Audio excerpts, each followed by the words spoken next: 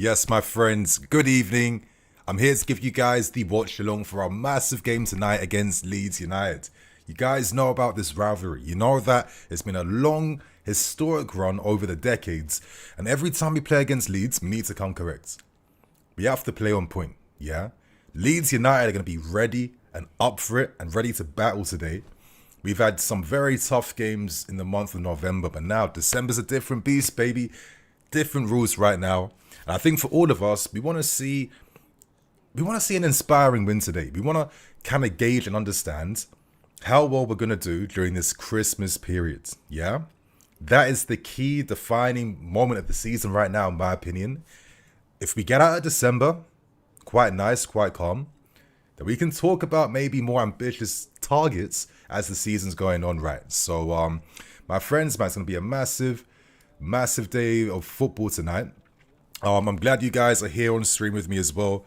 Shout out to some of you guys. Ramsey, shout out to you. Prane, bro, always coming through. Really appreciate that, man. The back line is disgraceful. Let's, we'll get into that. We'll tackle that. I don't necessarily feel like it's that mad, in my opinion. I think there's a method to the madness. But we have to respect the fact that we need to rotate effectively and be smart in the right moments, right? We can't ignore that reality. So, I don't know. I trust Maresca. He's done enough, in my opinion, where I need to kind of think about why he's selected a lineup instead of just like, I don't know, not being negative, but maybe overstepping my mark, acting like I know best, which sounds a bit mad, being like the ultimate armchair fan. But hey, it's always moments to learn for us, right? I'm going to put this the lineup on screen right now for you guys. You guys are seeing it. Delap up front, Joao Pedro in behind, Esteval, Gittins on the flanks.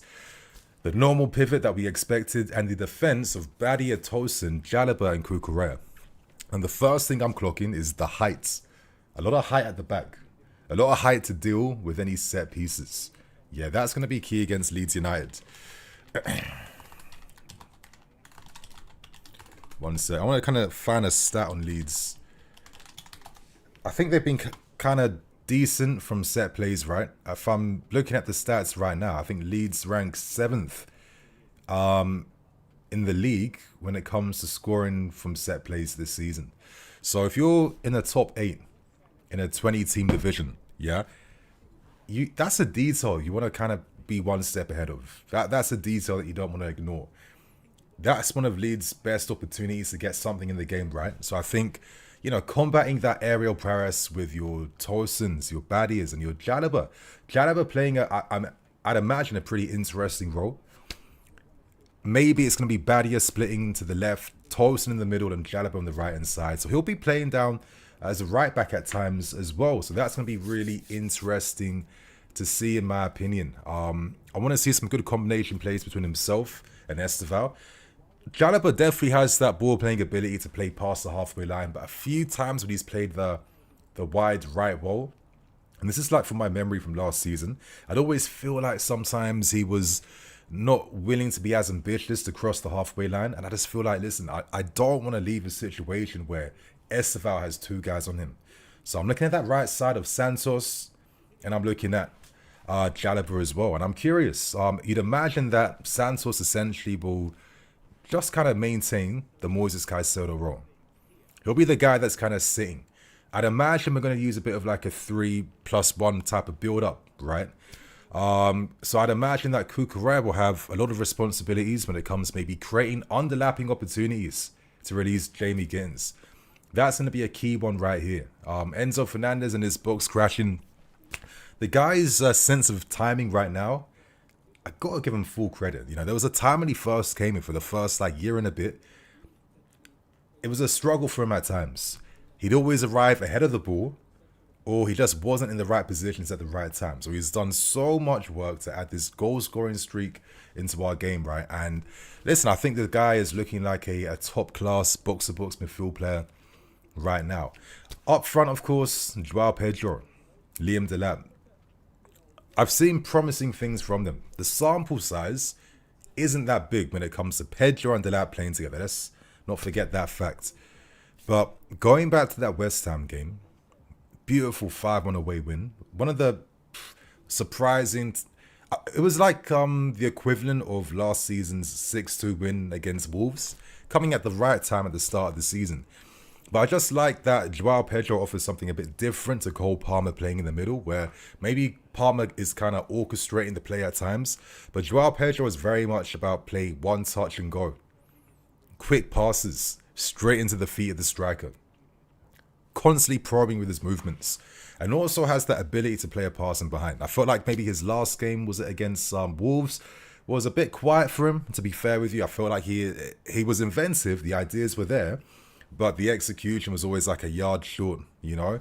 Hopefully tonight he can kind of get himself back on the score sheet and kind of take advantage of this game. I'm looking at how Delap and Joao Pedro combine together, because I think if these guys are in sync, but most important, if they're playing their ball, if they're on point, I think that they could be one of the key guys to really disrupt, hurt Leeds, and create those opportunities against them. So I think this lineup, you know, I respect the lineup. We had to rotate. We all knew that. We're not going to be naive to that basic fact. Gittins, of course, he's shown a lot of talent. It's normally been in the cup games, but let's see what he does now with another Premier League opportunity. But I just think that, you know, Cucurella underlapping Gittins. Yeah, if Gittins ain't hungry today, then I don't know. And obviously Esteval, I mean, come on. The boy wonder speaks for himself, boys. So I think this lineup has a lot of possibilities. But obviously, we want to look at the subs on screen as well. I'm going to just put it on screen for you guys right now. We've got a few options off the bench that could potentially, you know, turn the game in our favour when it's needed. I'm going to put it on screen right now, boys. Yeah, and sorry for this like laggy transition. I don't know why it keeps doing that. Maybe it's my CPU. I've got no idea. I'll try and see what I can do in the future about it though. But on the screen, you guys, the sub bench. Oops, one sec. We can't actually see the subs right now. Browser, let me just kind of, yep. Okay. I think that's better now. Yeah, you guys can see. Jorgensen in goal, obviously. Atchimpong, Gusto, Reese, Hato, Palmer back on the bench, and I think he'll be getting some minutes, providing no one else gets a red card tonight. Fingers crossed we don't beat ourselves with a lack of discipline. That would be annoying. Obviously, Garnacho, Neto deserving a bit of a rest, and Mark Yu as well, who has a real opportunity to get some minutes in the game. We can't forget his fantastic cameo against when he released Enzo Fernandez. Bro, why am I forgetting these games? It's actually really poor on my part. Thinking of like 50 things all at once. But like, we need to... Was that against Wolves, that game? Nah, you guys. I have to go on Google real quick. No, Burnley,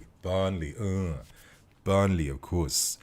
Great little cameo for Mark Yu. And I don't know, man, the kid's kind of telling me that he's developing. He's improving. He's knowing how to use his physicality a lot more. He looks like he's more up for like, you know, rustling defenders, using his upper body strength, getting in between them, you know, rolling them. That's a good sign. Not gonna lie, this guy does not look like he's 20 years old. He looks like he's pushing 30, in my opinion. So yeah, it's good that he knows how to use his strength now. Let's see what he does. I think he's one of the most interesting players that we have at the club and under this entire blue code, whatever you want to call it, type of network, right? Is he the type of guy where he might have a future here? Is he going to get sold on in the future? I mean, Omega's coming next season. You'd imagine it's looking like Delap and him will be the main two. And Joao Pedro might be kind of battling alongside Cole Palmer for places in the team. Considering the fact that in the summer, we looked at Xavi Simons and Fermin, but now the club might be thinking, but we have Joao Pedro who offers that. Let's sign another striker. He's still very young, you. Personally, I think the guy needs like a loan move. And I don't know why Strasbourg wasn't engineered from day one.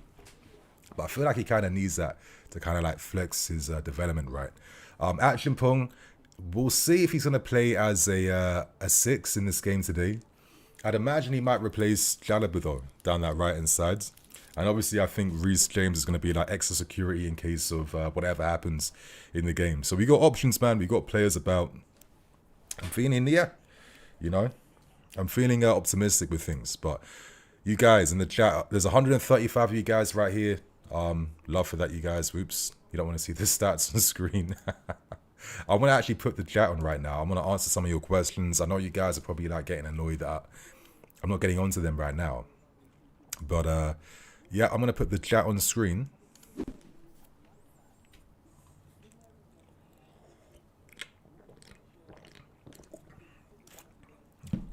And as you guys are saying, of course, appreciate the love, you guys. Prane sacked in the squads. Good to see. I agree. It is good to see. Maxwell, yes, you're predicting us to win, as you should be. My sister's calling me. Yo, sis, I'm streaming right now. You're going to have to give me a text. Nice, nice. All right, cool, cool, cool. Yeah, sorry about that. She wants me to look after the dog, so need to kind of find out how that's going to make sense, to be honest with you. Joel Jackson, to me, the team is not so good as I expected, the lineup. Fair enough. You know, we can't go into December thinking that we're going to see the A-star guys playing week in, week out. But I do think that maybe, especially in November and the end of October, it kind of communicated that the rest of the squad now is kind of, you know, creeping up a bit now. We're seeing the new signings like Gittins and Garnacho getting goals and making things happen. Guys like Andre Santos look a lot more naturalized now in the team. There's a lot of positives and benefits, to be fair with you. So, you know what? I understand what you're saying, but I feel like we have to kind of trust the squads, trust the team. Let's try and gain some confidence from the Burnley game, where we made a few changes there. But I thought we got a really like impressive win from the point of view of how we kind of control the game. You know, like we didn't have to kind of exert too much force to be in complete control of that game from the 20th minute onwards. I think that's a good sign. I still think about maybe the last 2.5 years here where, you know, you take these types of games for granted as a luxury. And the fact that I feel like we're kind of already doing that in the fan base this season is probably the best hallmark of just how far we've come now in terms of just overall improvement. So, yeah, I don't know, man. I think this lineup looks good. The balance looks good. You know what I mean? No Hato. I wasn't surprised by that, to be fair with you. I think you need a bit of experience in a, you know, in a big derby like this, not London derby, but it's a very meaningful derby. So I think this is a team that's ready to fight and try and get this win today. Elgino Flores, yes, bro. What's good, Blue Lions? Shout out from New Jersey. Come on, Joes. That's it, man. Love for that, bro. MB, what you saying, bro? I wish Watchalong was starting. Don't know why he's been sidelined since Liverpool. I think we got to look at the details, man.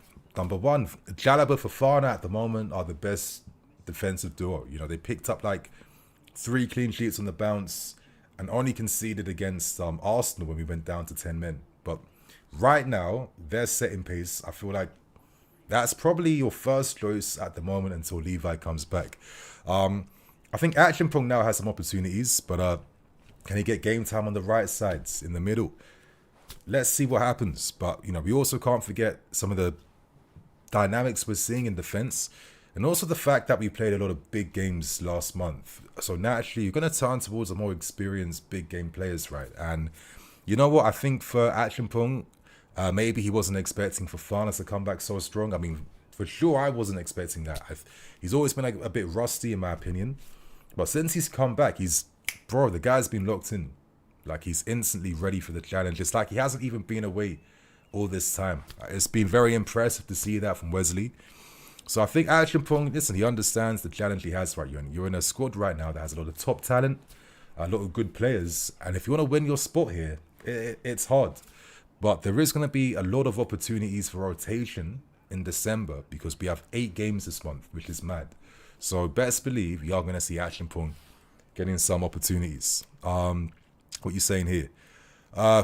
Fidel, what's wrong with the team? Okay, cool. The Wise, let's see Bino Gittins. What's he talking about? Sorry, you guys. I should be a bit better when it comes to selecting the questions to answer. Tasty Blues hasn't played since then. Oh, is it Watchalong and his game against Wolves? Yeah. Wait, what? Was it against Wolves? You guys might need to freshen my memory. Because am I mistaken Hatter? I think maybe the only guy who kind of suffered was Hatter.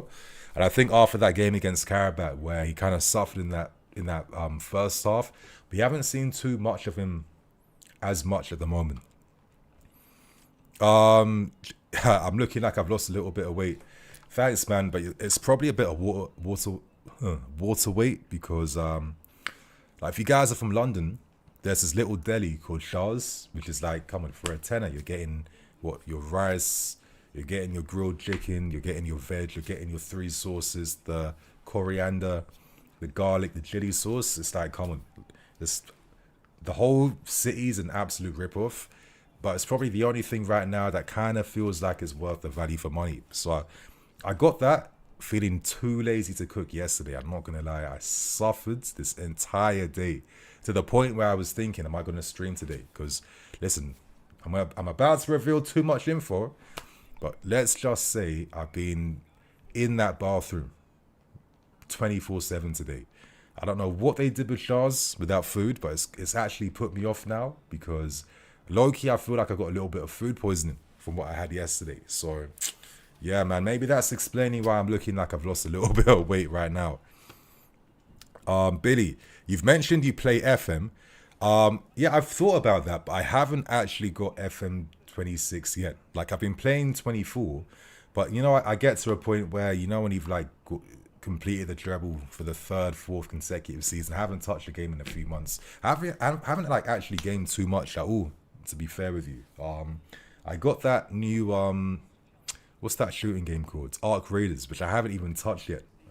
FIFA, after like maybe 2 games, 3 games max sometimes. It's like, yeah, I'm out. I just don't have the concentration or it doesn't hit the same. So it's like, I'm not really gaming as much. I was looking to get FM 26. I know that maybe a few guys were kind of complaining about like the new engine and like the new edition. So I'm going to kind of wait a little bit first before I invest any money. But like for sure, I'd definitely be down to maybe do a little bit of like, you know, gaming, lighthearted stuff on stream. Amen. Cuckoo deserves some rest. Yeah, I agree. I think that's down to Hato kind of stepping up now and making things happen. Obviously, he's on the bench, so I'd imagine he probably comes on at some point in this game. Yeah. Nini, I'm from Liberia. Respect, bro. You are my best content creator. Keep it up, bro. Blues till death. Love for that, man. Really appreciate that. You guys in the chat, like, where are you watching from? I know some of you guys are in the States, some of you guys in the UK.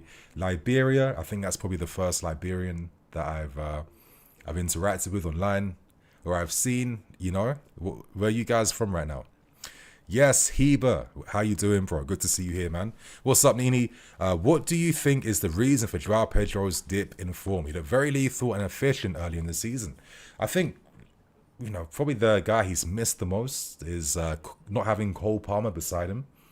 I thought these guys were looking superb together, right on the same wavelength.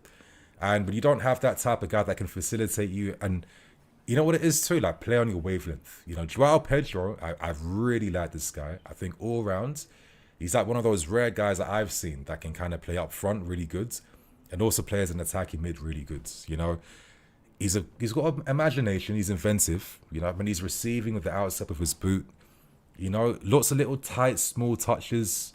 Opponents don't know if he's gonna go inside or outside. And when you kind of play to kind of like get in the opposition's head and disrupt them, your game can elevate when you have someone playing beside you that's like-minded.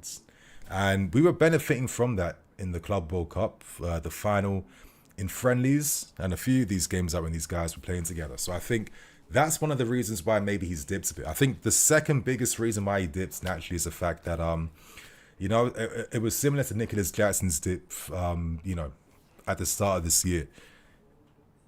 When you're getting overused because strikers are injured, other guys are out the team, and you're playing like week in, week out to the 90th minute, you know, especially with the pre-season that we all had, it does take a bit of a toll, and it does get quite hard. And you know what I mean? Right now, I think the team's in a better place than it was during that little mid-dip during the season. But yeah, I think there's like a few little factors that combined that created a dip. I think naturally none of us was expecting this guy to be getting, you know, like 5 shots every single game, like week in, week out, right? We're not that naive to think that. But it does feel like he's now trying to find his form back a little bit as well. I think the fact that he didn't start against, no, he did start against Barca. No, he didn't start against Barca. It was Pedro Neto. That was a surprising one to see, but also makes quite a bit of sense at the same time. So, listen, it's normal for these guys to have a little bit of a dip, but you know what? I'm actually really curious to see how Joao Pedro does tonight, to see how he gets on with Liam Delap. It feels like it's one of those games now where these guys are like, you know, they're at relative good fitness levels, good health. You know, they've been getting subbed in, subbed out the last few games. It's a moment right now to cook and do something, in my opinion. Oh, hey man, okay, you're from Sweden. Okay, South Africa, Australia, Canada, the States. All right, a very diverse viewership today. Zimbabwe, Jamaica. All right, respect you guys. All right, calm. Harding. I think Badiashile has a massive opportunity to show he is ready. He is in the unique position of being the only left-footed defender with Levi out. If he plays well, I think he will be a starter. Let's see. I think if there's one guy that hasn't had the opportunity to really take advantage of Levi's injury, obviously it's been Badia. I mean, you explained it why in your comments, but to get the injuries at the wrong time is not good, because Badia would have hoped me and Wesley, that's the partnership, you know? That's the partnership that might even help me edge winning like a World Cup spot in the summer. Because they're going to take Norris. If we're doing well, and it's predominantly down to Badia and Fofana as a two, bro, like you've basically nearly secured your spot in the World Cup squad, right? So, you know, it's a shame for him, because his whole career with us has been start and stop, and he's looking to kind of like reclaim that form back. I think the guy's a top player. Like when you see him live, the ball playing, I mean, he really has a really big skill when it comes to that. But yeah, you just have to hope that he can kind of keep his fitness a bit now. I think if he gets maybe another injury or two, the club might decide, you know what, there's options about. We have guys out on loan. There's players we're looking at in the summer as well. Do we decide to cash in, to reinvest, and, you know, keep things on the move? So let's see how that goes. Smalls, Nini, my long-time cousin. You're in the Philippines. It's 3:45 a.m. AP only got YouTube, so got to hold me down whilst I pull up a stream. I'm going to see if I can find a stream as well. Obviously, I used to be the little stream maestro last season. What stream was I using? I'm going to see if I can find... I think the one I used was like PPV. If you guys know about that, PPV. Okay, yeah, bro, I've got a stream for you, man. I got a stream for you. If you follow me on Twitter, give me a tweet right now. No, actually, you know what? I'll make it easier. I'm gonna post the link to the stream as a pinned comment. Yeah, pinned comment. It'll be at the top of the chat. So for any person that needs a stream, I've got you guys covered. As you can see on the screen right now, you know, it's pinned. That's what I use. And I say, in terms of these streaming sites, it's not too bad. Yeah, it's stable. So yeah, I got you, man. We have around, not too long to go until the game starts now, like around 25-ish minutes. Obviously, you guys, if you're planning on, you know, if you want me to kind of prioritize your questions, you want to show love. Obviously, it was my birthday on December 1st. No, I can't. I'm acting hella shameless. Acting like these, like OF girls or something now. I can't be doing that. But yeah, you guys, like I said, you want your questions prioritized, send a super chat, always helps. Billy, he's got a Total Sport Tech. Yeah, when I use those sites, for some reason, I'm just fighting to get the ads clicks off. I have no luck with those types of sites. PPV Land's the only site I've really had any luck with. Phil Face, my day, save of the season just now to stop Sharda from scoring. I don't know what's going on. I completely Completely missed that. Obviously, Leeds United using their 3-5-2 today. Obviously, I think this is like probably the 18th time in Daniel Farke's entire career as a manager that he's used a back five setup. So listen, he understands what the game is today. Ampadu and Tanaka and Stack, okay, they're getting ready to fight and hustle in midfield. Especially Tanaka, this guy's got an engine. And Ampadu, low-key, I think Ampadu's actually developed quite decently. It's crazy that once upon a time, and you know, we had like the obviously the looks and that back in the day. We all kind of thought that he might be like the second coming of John Terry and he was going to have a future here. A part of me feels like maybe if Clearlake were at the club around the time of his development, could he have gone out to Strasbourg? You know, would he have got a better loans? I think so. And who knows how he develops, right? But yeah, he's going to be a tough guy to come up against tonight. Let me just try and switch up the visuals a little bit now.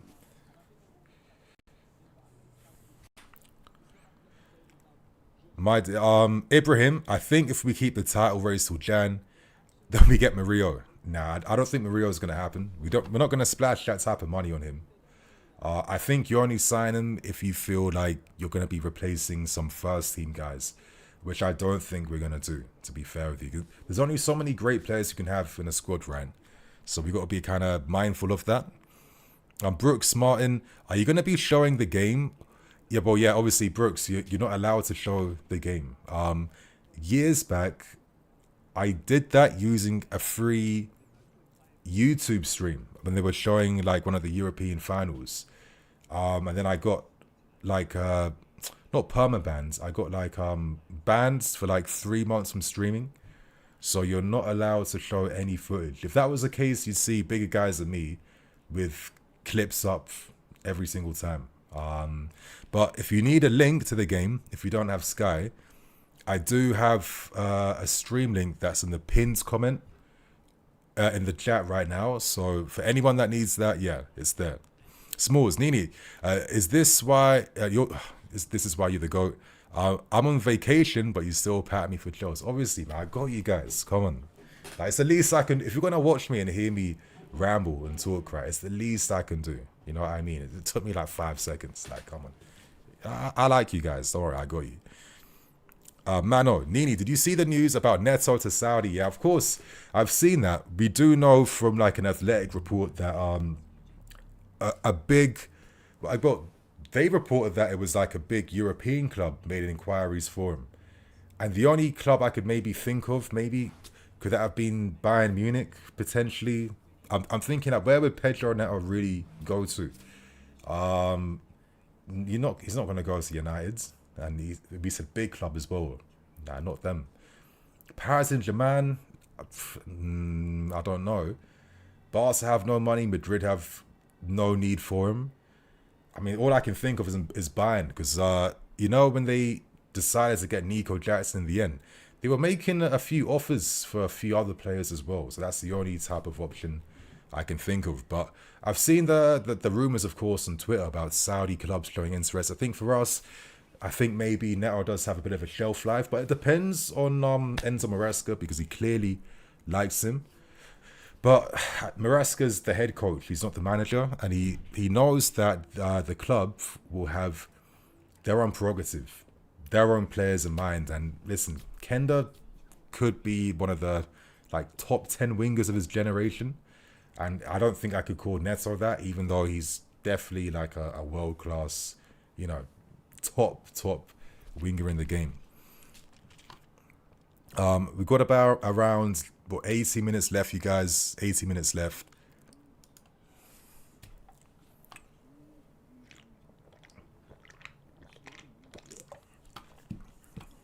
Okay. All right. Okay, Taz. Will Mudryk rejoin the squad next month? I got no idea around that. I feel like when that news emerges, it's gonna kind of like break the internet for that day.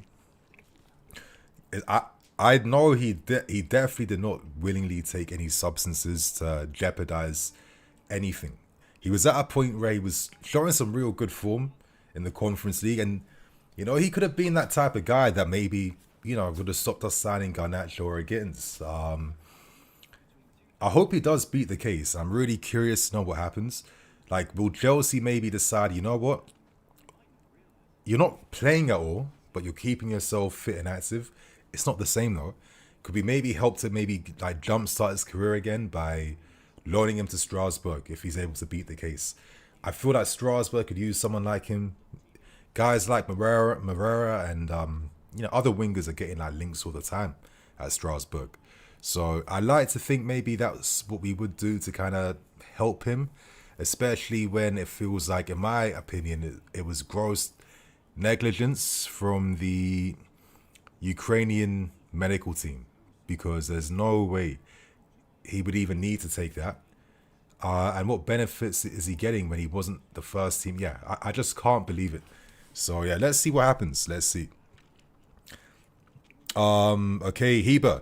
Bro, I would like to hear your thoughts about the moaning from Arsenal fans regarding the physicality of our game against them. Double standards is annoying as hell. Bro, honestly, it makes me feel sometimes, a lot of times, football talk is so forced. It's so engineered. Yeah. It's just forcing conversations just to have an excuse to, you know what I mean, get your engagement for the day. Because I was actually, just like you, scratching my head in disbelief at the hypocrisy. And also, I'm not going to lie, it was also really pussy. I have to just say it. I know I'm swearing, but I have to say it was so soft. It was so pussy. And I'm not like one of those manosphere guys. I'm not saying it from like a sporting perspective, right? They got bullied, but are they forgetting that they fouled us how many times from breakaways? Yeah, anytime we got good advantages, they were quick to bring us down, and they were quick to pile up on those yellow cards. But all I'm getting from these Arsenal lot is that they got rattled by the battle, which they lost. They lost that physical battle, let's keep it real. But some of the talk they're trying to say about Caicedo being like an animal, he's always looking to hurt players. This like forced narrative out from nothing. I'm just thinking, if like a smaller team said something like that, you'd be laughing, but you would kind of get it.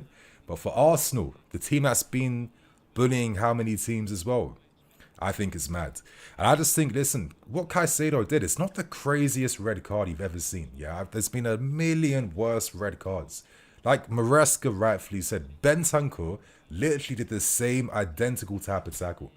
The same one, and he stayed on it. And in my opinion, I know you guys don't have to agree with me, but I was saying it on stream, I probably would have just allowed that red card. I think it was the slow motion replays from like 50 million different angles that really sold that challenge to be worse than it is. Even though it was a bad one, but it wasn't a severe one. It was just a bit of a late one. That genuine intent to win that ball. But, you know what I mean? A little bit of contact, that's the game, right? And as I said on stream, I remember when Frank Lampard's injured Xabi Alonso, I think he broke his ankle. He didn't get a red card for, or did he get a red? Am I misremembering that? Let me type that in. Lampard injures Xabi Alonso. Did he get a red card for that? I don't remember him getting a red card. Yeah, exactly. He never got a red card. But yeah, I'm seeing the article. Yeah, I remember that right then. Never got a red. It's just like one of those late accidental ones. Are we saying that anytime, challenges like that come in, it's a straight red cards? I mean, I don't know, man. I saw Marino get up 2 seconds later, running around the books, and it didn't seem to slow him down for that equalizer. But I don't know. I just thought like some of the dialogue, all it communicates is that they see Chelsea as a threat. Yeah, they see us as a threat. You're trying to use the media to try and subliminally try and put these little, messages out there for the referees, opposition fan bases. Oh, are Chelsea a bit mean? Are they a bit dirty? Are they this? Are they that? Oh, they are picking up a lot of yellows and reds this season, blah, blah, blah. They're trying to build that type of narrative. And I think you only start forcing that type of conversation when you see us as a serious threat. But, for me, man, it's like, have a bit of shame, Arsenal, Like, yeah, you lost the battle, but like, come on, man. There's ways to kind of like lose with dignity. Yeah, not to be crying and moaning and bitching. That's crazy to me. And this is like the widely accepted conversation from Arsenal fans. That's even worse, in my opinion. So, listen, man, I think we're in a good place right now when you're seeing these types of no-show conversations kind of everywhere right now. You guys, we've got at least, 12 minutes left until the game starts. 12 minutes left. I think in the future, I'm going to look to maybe promote these streams a bit better. Like, did you guys click on from this from like notifications, or like how exactly did you get notified on this stream? Like, if you got any time, obviously, like, let me know.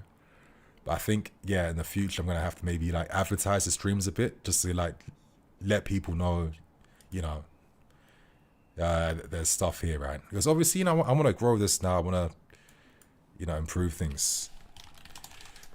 Let me just put it out there real quick. Let me put out the tweet real quick too.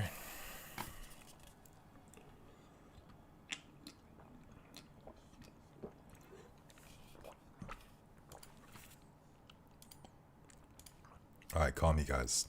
All right, your last question's in. We have around 10 minutes left until the game starts. Quickly, you guys, give me your score predictions. What's your predictions for tonight? Me, bro, I'm going for 3-1 to us. I'm going 3-1. I'd be surprised if we don't win this game. But I think we might get goals. And I can't wait to see Palmer come on second half. Billy, would you sign Musiala if it meant Enzo left us? Oh, that's a good one. That is a good one. But listen, I'm going to be honest. For the context of that question, listen, Musiala is one of my favorite players on this planet. Yeah. Musiala, what? Like, if I had the joy of watching this guy week in, week out, I'd be a happy guy. And if that meant that Enzo had to go, and then we bring in, I don't know, flipping Wharton or Santos and Caicedo to allow for Musiala to play that, hey, so be it. But only for Musiala, yeah? Only Musiala would I let Enzo go for him. That's the only player, you guys, the only player I do it for. Okay, Unstoppable, no notifications for the stream pop-up. Yeah, I don't know what it is with the algorithm. It's just crazy that our whole lives in the modern era is just dictated by flipping AIs and codes that you just got no idea how it works, right? It's mad. But yeah, I just feel like at times I don't really get promoted as much. But I've got a few ideas. Maybe it's like upload schedules and timings and consistency here and there. I'm gonna see what can happen. You know what I mean? But yeah, but I do notice that the notifications aren't going out as much and this and that. Let's see in it. Okay, I'm seeing score predictions. 5-0. I would love to see that. Badio goal starts. Yep. Yes. DTB. Shout out DTB Designs. He's the guy who's produced all the amazing work and graphics on screen, you guys. Shout out to him. Okay. 2-1 win. Respectable. Safe. Cool. Unstoppable. 2-0, 3-0, 4-1. So everyone's going for a win then. No draws, no losses. Calm. I feel the same way as well. What is our records against Leeds, actually? I don't remember too many defeats against them. I don't remember too many against them. Let me see the head-to-head record last 6 games. So yeah, we've only lost 1 game to them.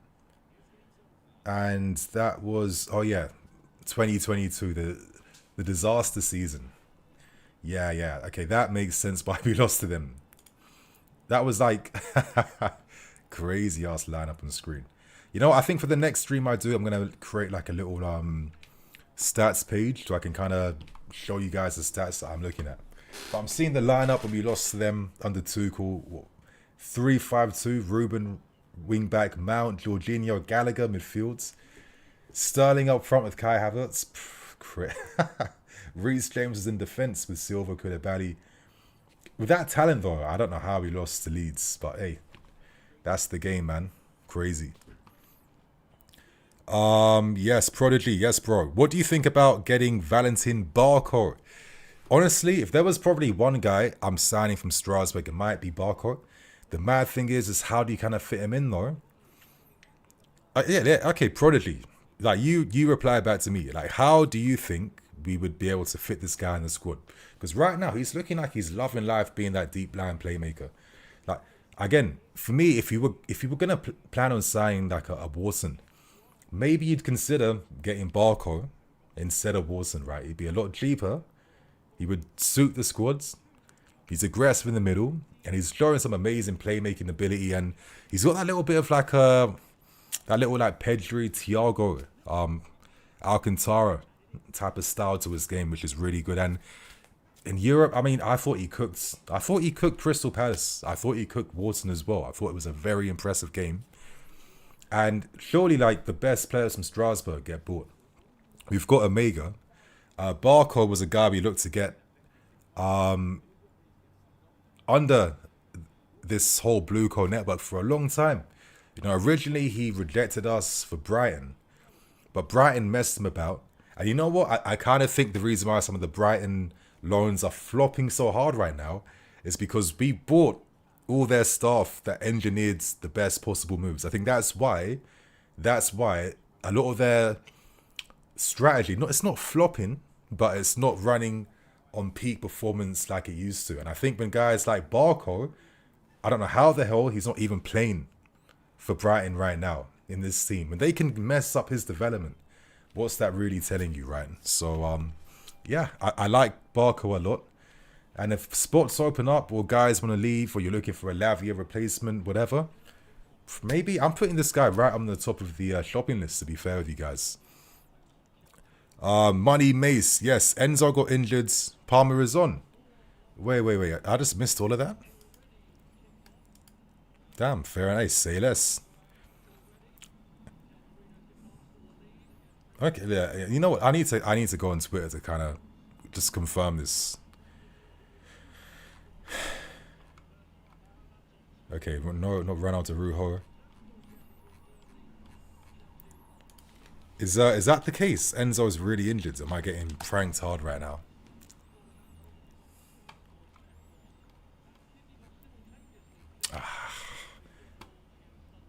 Let's see.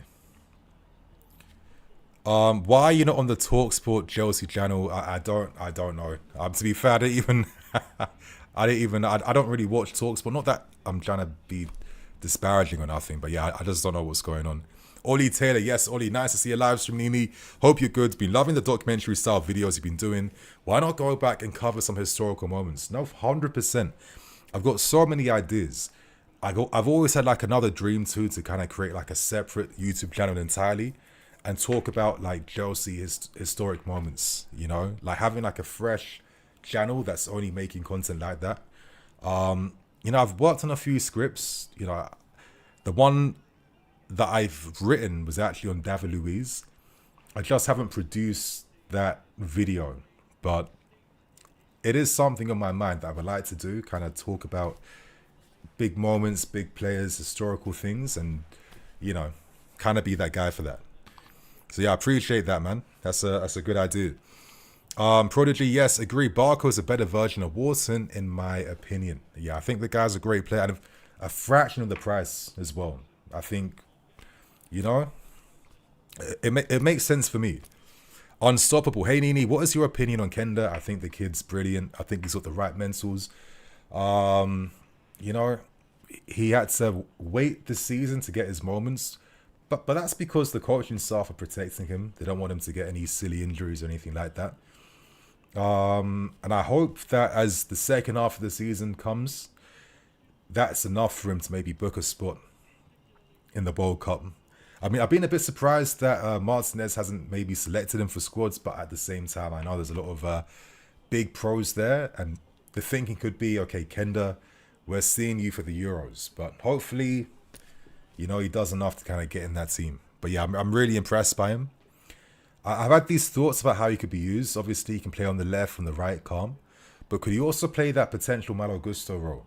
You know, where he kind of inverts and underlaps, providing like a different option. You know, food for thought, something to think about.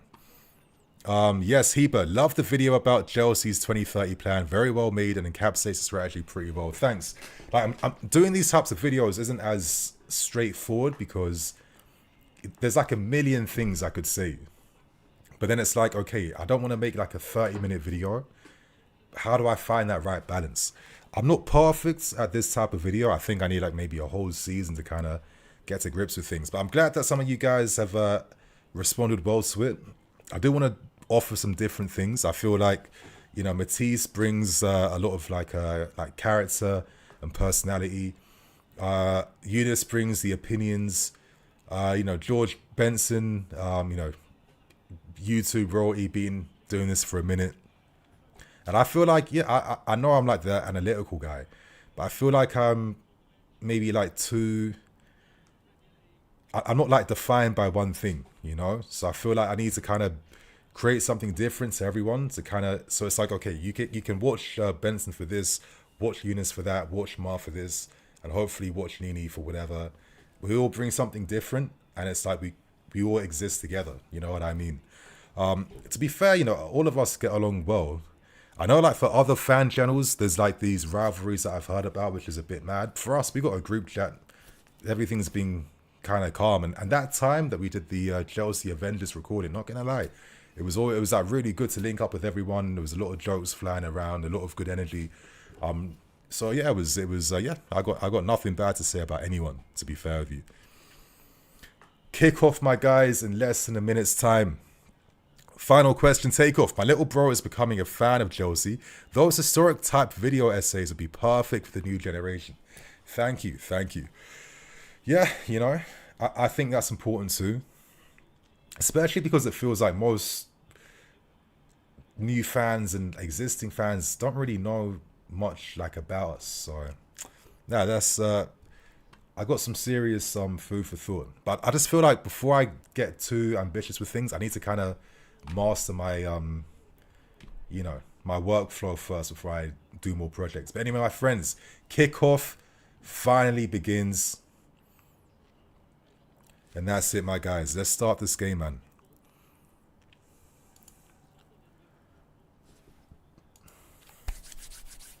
Delap's pressing, forcing the pass back to their keeper, who hits it long and out off the field.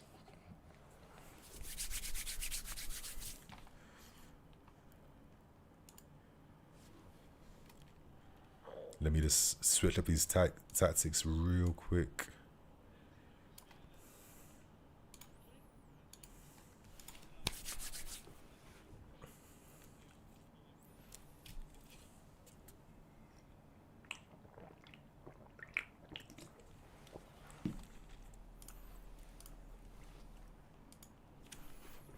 Another long kick from Leeds.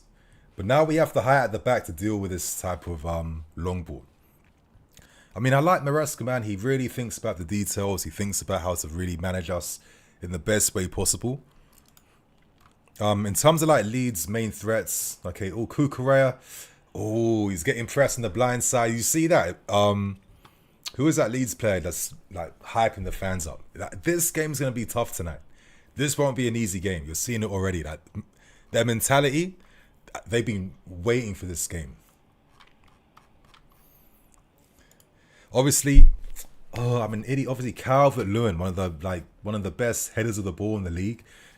I mean, the defense makes a lot of sense for me. Badia, Tosin, Jalaba, having these big guys here. Ampadu with the long ball, a long throw right now. Come on, that's ours. Defending.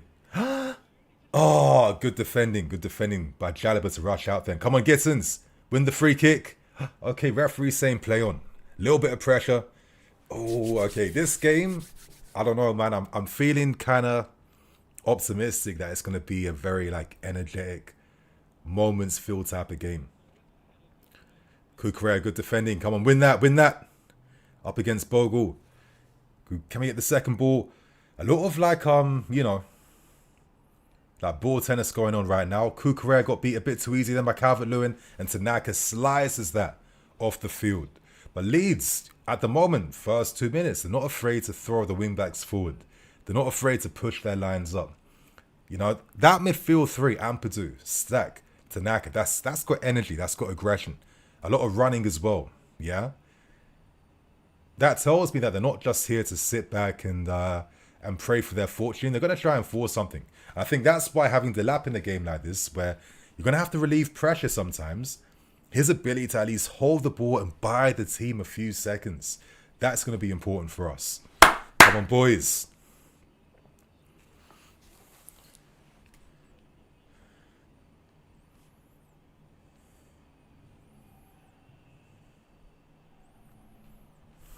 Come on, Sanchez. Oh, see, look at that ball from Sanchez. He could not do this last year. Sanchez was not pinging passes to find no one on the field. Listen, I'm happy for the guy. I'm happy that Sanchez now is really stepping up to be that top keeper. And if reports are right that the club now might be calling off Magnon because of Sanchez, hey, credit to him, man. But as I say that, of course, kicks that straight to a Leeds player. Goodmanson, flipping runner. Head down cross, that's a decent cross. But you see what I mean with the defense we're using tonight, you guys. Enzo coming in from nowhere, yes. What are you man doing? Hermano. But you know what? I'm okay with Leeds thinking that, something might happen here. A lot of times these teams are a bit aggressive with their intensity and they kind of lose that steam a bit as the game goes on. So if we can stay in the game, first 50 minutes, that's key. I'm looking at the goals now. First 50 minutes from Leeds, they've scored 4 goals in the league. I think they're ranked second in the league for most goals scored in the first 50 minutes. That's a mad stat. And I'm sure that's a stat that Maresca knows about.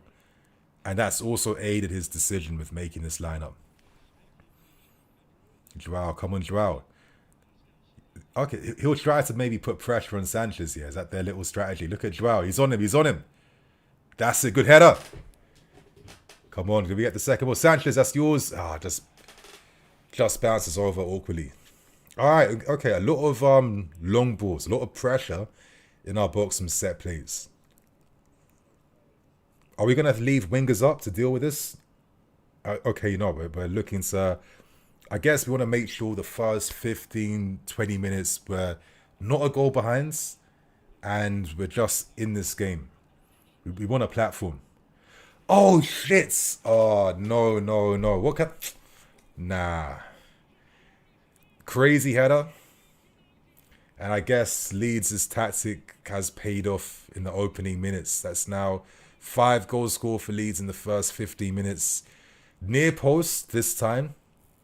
Not seen too many of them scored against us. I got to see that replay again, you guys. But again, conceding at this point. First 5 minutes in. Who had him? Delap. Gets brushed off. Delap loses his guy. Delap lost his guy. Then look. Delap. That's it. Gittins ain't doing nothing there. Delap knows he's chasing from that point.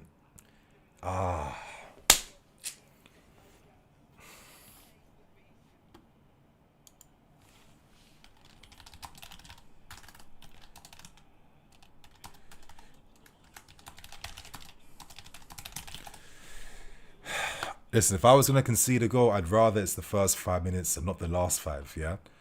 So we got to step the hell up. Enzo was looking frustrated, saying, you guys, there's a few challenges we're missing out on right now. Step the hell up.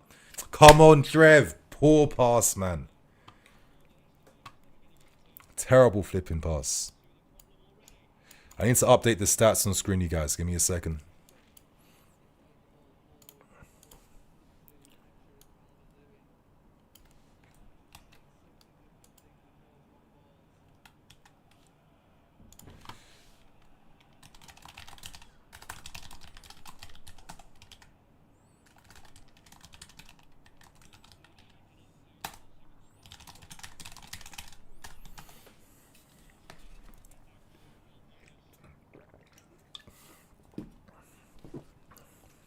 Come on, Delap.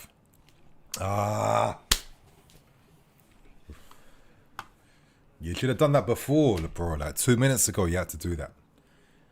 2 minutes ago, you had to do that, man.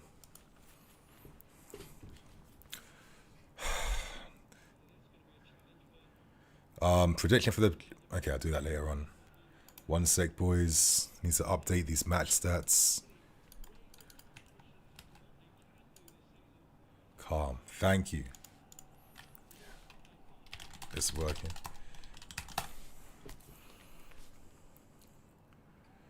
But Leeds right now, obviously the better team now in the first opening 10 minutes. We need to react and wake the hell up now. Getting really aggressive, really tight. The pushing lines up, putting pressure on the centre-backs. Sanchez claims that. Okay, Sanchez, Badia spread. Get ready to receive and turn forward. Bit too flipping slow, man. I just, like, this is the little details like that in Badia that gets really annoying. It's like he was too lackadaisical. Like, getting his body, like, towards goal. You know? Terrible. Oh, come on, Badia, man. He just has these little small brain fart moments that's really annoying. Like, how are Leeds now playing out? Come on, Tosin. Badia, Sanchez. But I'm not going to be fair, we're looking a little bit rattled at the moment. We need to start getting touches on this football now. Yeah, the guys at the back, be more alert. Move that ball faster. Yeah? Spread quicker. Stop, like, taking, like, you're getting pressed in right now. They're playing aggressively. Like, wake up to the intensity now. First 10 minutes, we haven't strung together no passes. The midfield's not being on the ball at all. And I think our defenders playing now are just forcing turnovers at the moment. We need to wake the hell up now, man. That's it. A bit of aggression. Esteval, can he get that? Be a very interesting game for him. Esteval played. That's it, Esteval. Oh, wins the free kick. Not even slightly worried. Jalaba can't play right back. Okay, what did I tell you? I said, whenever we rotate this much, we lose. But you're right. But we also have to rotate a bit. We can't, like, ignore that too. Santos, Gittins. Come on. Like, again, Leeds are going to maintain this intensity this whole game. They're going to slow down a bit at times. They are going to need to pause and rest. I want to see the defenders now really step up. Jalaba, why are you looking inside for your guys on the right? Tosin, back to Badia. Come on, Badia. Good game tonight, man. Good game tonight. Fucking hell, Badia. Badia! Badia! Come on, man. Like, this is what I mean with this guy. I rate him highly. But every time he gets back from an injury, he's just so rusty and just like, you know? It's like the patch is still flipping loading with this guy. Still downloading. 2 sloppy passes that should have started something for us. And you're putting us under pressure again. Come on, Joao. Out of feet a bit quicker. That's nice. Come on, boys. Can't be bullying Arsenal and then playing like this in the first 10 minutes. I can't accept that. I'm sorry. I'm not accepting that. Badia, wake the hell up now, man. Slowing it down for what? Slowing it down for what? And it's gone all the way back. Gone back. Come on, step up. Be confident, man. Oh. Bro, what is this progression I'm seeing from the guy right now? Spreads. Come on, spread, push up. Come on, defense. A bit better. Finally find Esteval. Not the pass, Esteval. Not the pass. Forcing it a bit, mate. Come on. Force that turnover. Oh.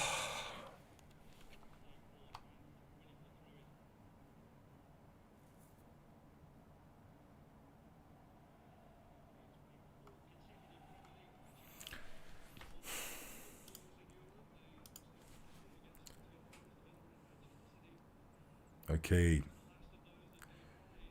Ooh, Leeds again. Breakaway. Tanaka's got a lot of pace. That's a good tackle. That's a good tackle. Good tackle. Good tackle, Andre. Good. Good tackle. I think this Tanaka guy is pretty decent, I'd say, for Leeds. Again, they've got a very energetic midfield against us. So, you know, we can't be wasting time on the ball because we'll get pressed in our half. Oh. Come on, Badia. You're better than this, man. Come on. Maybe he needs like 10, 15 minutes to kind of like ease himself in, you know, get back to the groove of things. He's been out for a while. A little bit of nerves, I can understand. But Badia, trust your ability, man. It's always inside or backwards. Like, trust your range, man. Come on. Chalobah into the feet of Esteval. Back to Enzo. Can he switch? Can he switch? Is it on? Okay, Delap spreads wide to the right hand side. Intercepted by Stroika, whatever the guy's name is. And okay, Badia 1v1. Sanchez is alert. Little bit of contact, but come on, man. It's the Premier League. It's all right. Delap, can you win that? Goodmanson. Yes, Esteval played. Oh, okay. Our ball.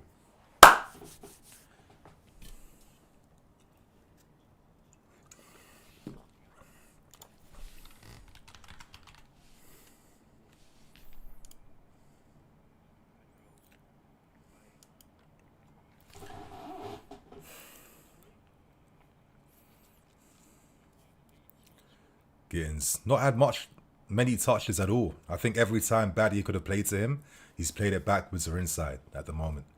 Back to Badia. Okay, the first time our defense is really pushed up now into Leeds' half. Can we make something happen here? Santos injects some pace, good pass to Delap, who rolls his defender, releases Estevan on the right hand side, he comes inside. Nice little 1-2 moment, but he's brought down and fouled. Joao Pedro, can he engineer something and force something? He rushed it a bit then. That was, that was a good application and brave play then from Joao. He could have been, he would have been expecting to get clattered into. Okay. Good interception from Badia then.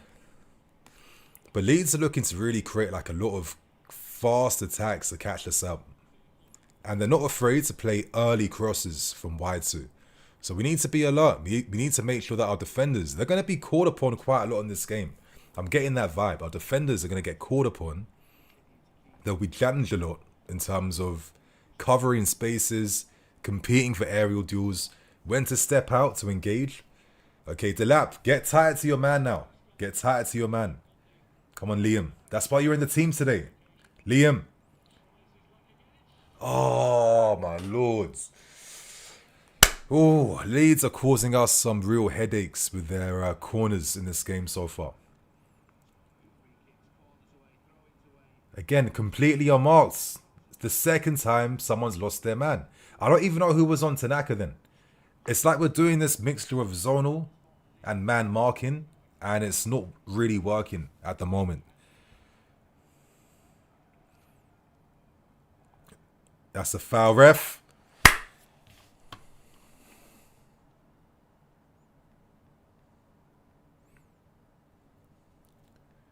I wonder why action pong. Okay. Got the call from Vegas Low. Okay. How are we doing other than bad? I'm hoping 50 minutes in, there's still 3/4 of this game to go now. Hopefully we've kind of ridden whatever tides we had to. And we kind of find ourselves a little bit now because we're a lot better than this. Esteval, oh, can he get that again? Unable to. Like, I understand the threat Leeds pose physically, but I'm kind of missing those little underlapping runs from Gusto actually in a game like this. Okay, Cucurella, oh, good pass inside to Enzo. That's it. Oh, Delap, this kind of bouncing off you a little bit at the moment. Too late.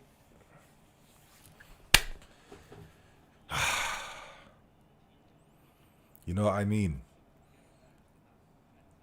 Like if Reece James was playing where like Chalobah was right now, do we have like maybe a different type of option? Or if Badia wasn't on, if it was Reece and Tosin and I don't know, man.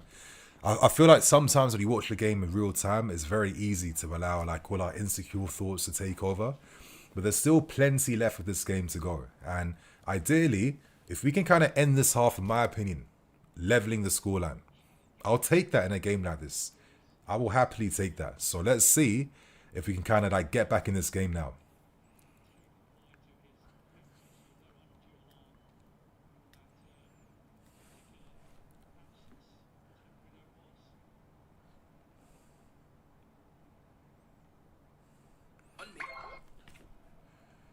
Okay, Badia. Come on, forward pass, man. Finally. First forward pass in the game.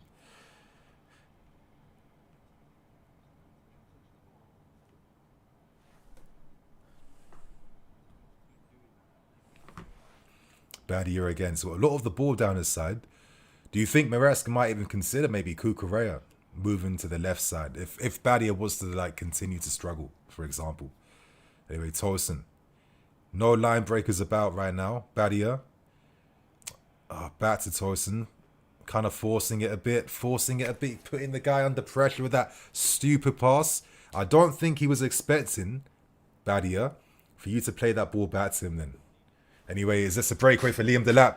Liam! Oh!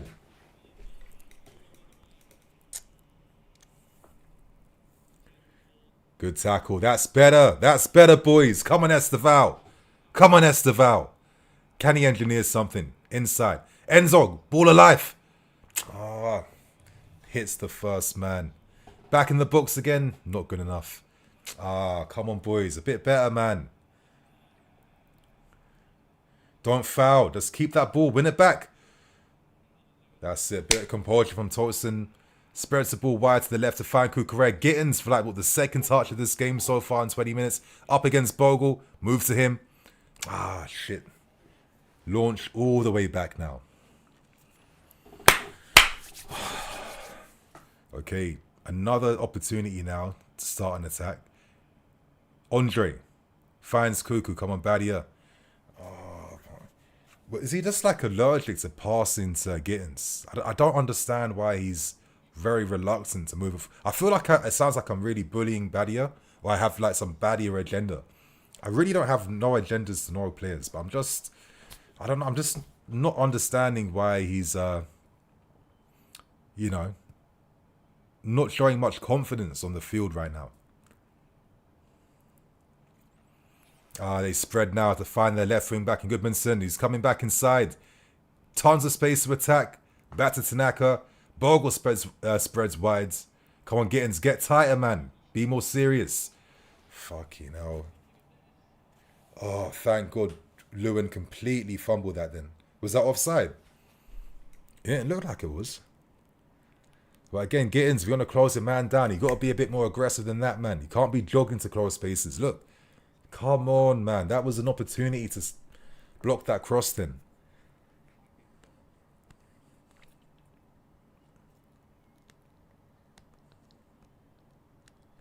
Bogle. Why did I say Bogle? Gittins. That's it. Keep the ball. Come on, back to Cuckoo.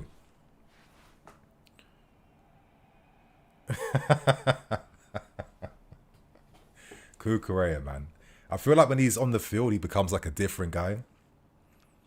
They say in real life, people take the mick all the time and stuff like that. Maybe that's why he comes on the field, but different mentality. I don't know. Enzo. Is someone going to spread and be an option for the guy? Come on. Good pass to Delap. Okay, brings it back inside. Spreads it with his left foot. Good ball to Gittins. 1v1 against Bogle. Oh, there was an overlap down his side right now, but Cuckoo's in the books for some reason. Jalaba spreads it to Esteval. Come on, those little underlapping movements are give the wingers better opportunities to attack, Come on. Badia. Back inside. Okay, back to Enzo. No one spreading to the flanks on the right hand side, and now the ball's gone backwards now. Against wing-back teams, I think a lot of times you want to really push the wing-backs back. You want to kind of nullify their ability to get forward as much. I think when you kind of overload those sides, you can get a lot of success. And I think when Conte was our manager, every time teams tried to put pressure on our wing-backs, that's when we were kind of susceptible to losses or not getting results right. It's a good, well-balanced system, but it relies a lot on the wing-backs like you're seeing right here. Steamrolling by, Tanaka unmarked with a shot. Terrible attempt with his left boot. But, Leeds are causing some real dangers with their counter-attacks. There's always a runner, a third-man runner that's receiving and has a lot of space to kind of run into. That's dragging out our players. I mean, how often have like Chalobah and Tosin and Badia played together? Is that? I mean, I don't even know. I mean, listen, credit to Leeds for kind of playing a good game so far. It is what it is. But we need to step the hell up now. I don't think there's been any shots against Leeds' keeper at all at the moment. They're really struggling to make opportunities too. I think a lot of balls are going backwards a bit too much. A little bit too slow as well, you know, one touch. Then it's like 2 seconds and then it's a pass back. Like, where's the urgency? Come on, Chalobah, not back inside again, bro. Like, incrementally going up the field. Come on, you guys. Flipping hell. Okay, Santos, finally. Inject something. Okay, good. Chalobah gets forward. Come on. Esteval. Okay, Esteval is by himself. Back to Trev. Inside to Enzo. Enzo and Esteval, they're not really in sync at the moment.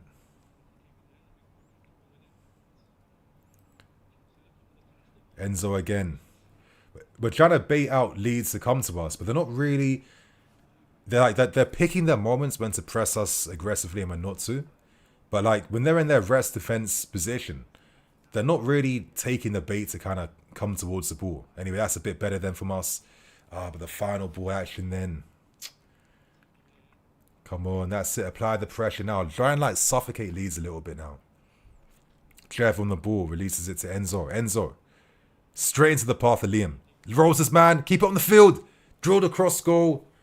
Intercepted by Leeds defence. But again, like this is probably the first time in this entire half so far that we're a lot closer now to Leeds' box. Santos. Enzo. Can he switch? Is that option there? No, back to Tosin. But it's backwards, And it's those little details, yeah? Poor backwards pass from Tosin. And Badia's playing the safe option all the way back to goal. Come on, man. A bit crisper. Get the details right, boys. Come on. Tosin again. Who's he found? Very ambitious. But if it's Kukurea making a run, 9 times out of 10, something's going to happen, right? Gittins. Come on, Gittins. Like probably the 3rd time he's on the ball and swinging cross. Oh, that's interesting. Difficult. Look good for the cameras, but not really effective. Anyway, Badia. That's it. Good header from Tosin. Great header. Great header from Tosin. That's it. Back. Apply the pressure now. Find the weak points. Back to Santos. Can he take a shot? Probably not. Enzo. Quick. Esteval.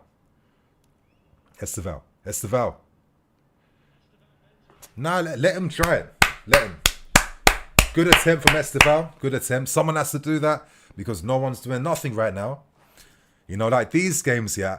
I wish I could see like a Malo Gusto underlapping run or overlap. I just think in this type of game against a team that's going to have the back 5 thing, yeah, that having that little like, additional 3rd man support can really just create a bit more space for a bit more danger. But anyway, we got our opportunity now. I think our first corner in this half.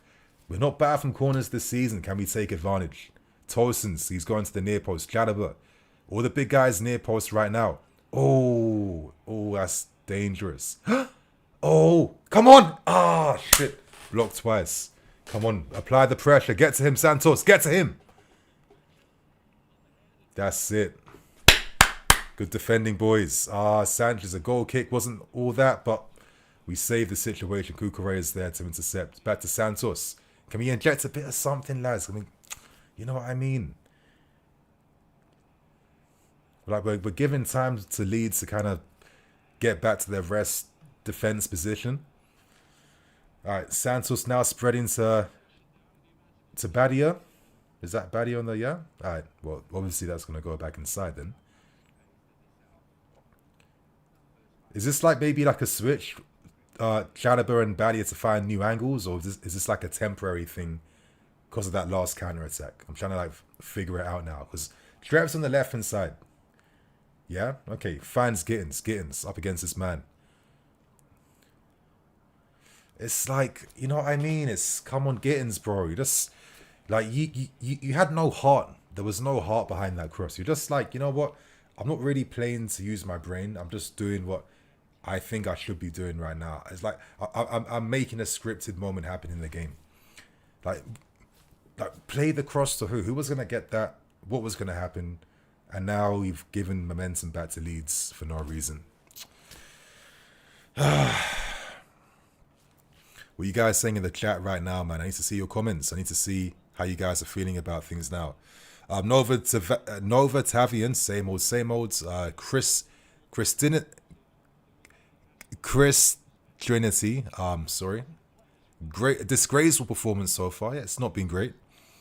Pfizer, is there a website for the stream live? Bro, my pinned comment in the chat has what you're looking for. So hopefully you found that already. Intensity, yes, the intensity is kind of lacking. And I don't really know why, to be fair. Okay, Nemecha, is he off now? It's not good for Leeds that they're losing out on someone like him. What else? Ollie, I love how Mark is over in the right wing now. Gittins, I mean, looks very bad. He's not had many touches on the ball just yet. Not had much time to influence much, to be fair with you. Dylan, why is midfield so slow? I really don't know. I really don't know. I just feel like the passing from the back from our defense is not being really good in terms of adding anything to the game so far. Are we switching things up now? I'm noticing Kukurea has come a lot deeper now to receive. Is this like a little, like, what are we? I wonder what we're doing here right now. Let's see. We have around like 15-ish minutes until the half ends. Hopefully we can test the flipping keeper a little bit because we've done nothing in this game. And it's just looking, it's like we've never played this tactic before in our lives. Yeah, this wing back thing, until we can find flipping, come on, you're forcing the long ball to draw Pedro then. Like, you're not even letting this guy get touches on the ball to influence. Like, come on, boys. Yeah? Again, we all know, man, until we get real solid answers on us finding real strategies against wing-back, 5-at-the-back teams. This is why I'll never say title challenge. Because we're going to play this tactic like 50% of the season. And it's like games like this where we kind of struggle to really make sense of the game. You know, look, it's all slow, it's all methodical. Players revert to the safe option all the time. The movement is really rigged as well. It's like you're moving up the field very slowly. I don't really get it. Okay, Joao Pedro finally in a position to receive. Straight away off to Esteval. Esteval by himself. Takes his man to the byline. Wins the corner. I didn't think he did, to be fair. This is what I mean. The wingers get the ball and it's like, what? Where's the options really? Like the spaces are kind of restricted. You're either going to come inside if you can, or you're playing across, or you're playing it backwards. It's, you know, I want to see a flipping like fullback make a run to create space, to stretch a little bit. I don't know why we don't do that. I don't think I have to see the wingers always keeping the width 24/7 by themselves. Like Kukurea, maybe be that guy on the left that's going to make a bit of space for getting Sabo influence. Same thing for Esfa on the right hand side. Yeah? Okay, Delap. Again, it's just like, what is this? What are these passes? What's the game plan to break them down? I think it's been pretty easy for Leeds at the moment right now. Really easy for Leeds. This game reminds me of Ipswich last season. I was actually thinking about that too. It's giving that type of vibe right now. NASCAR, another Aka in threat because of Chelsea. I don't know, man. I just feel like when the game gets reduced, a tactics off, you know.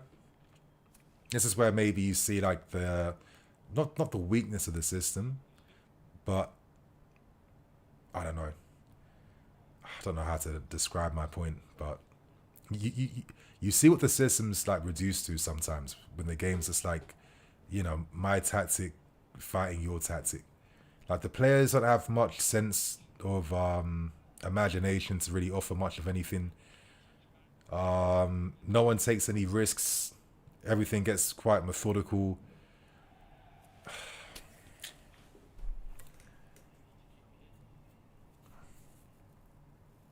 And I think in a derby like this, to like have no shots as well, I think that's kind of mad at the moment. It's a very slick field today.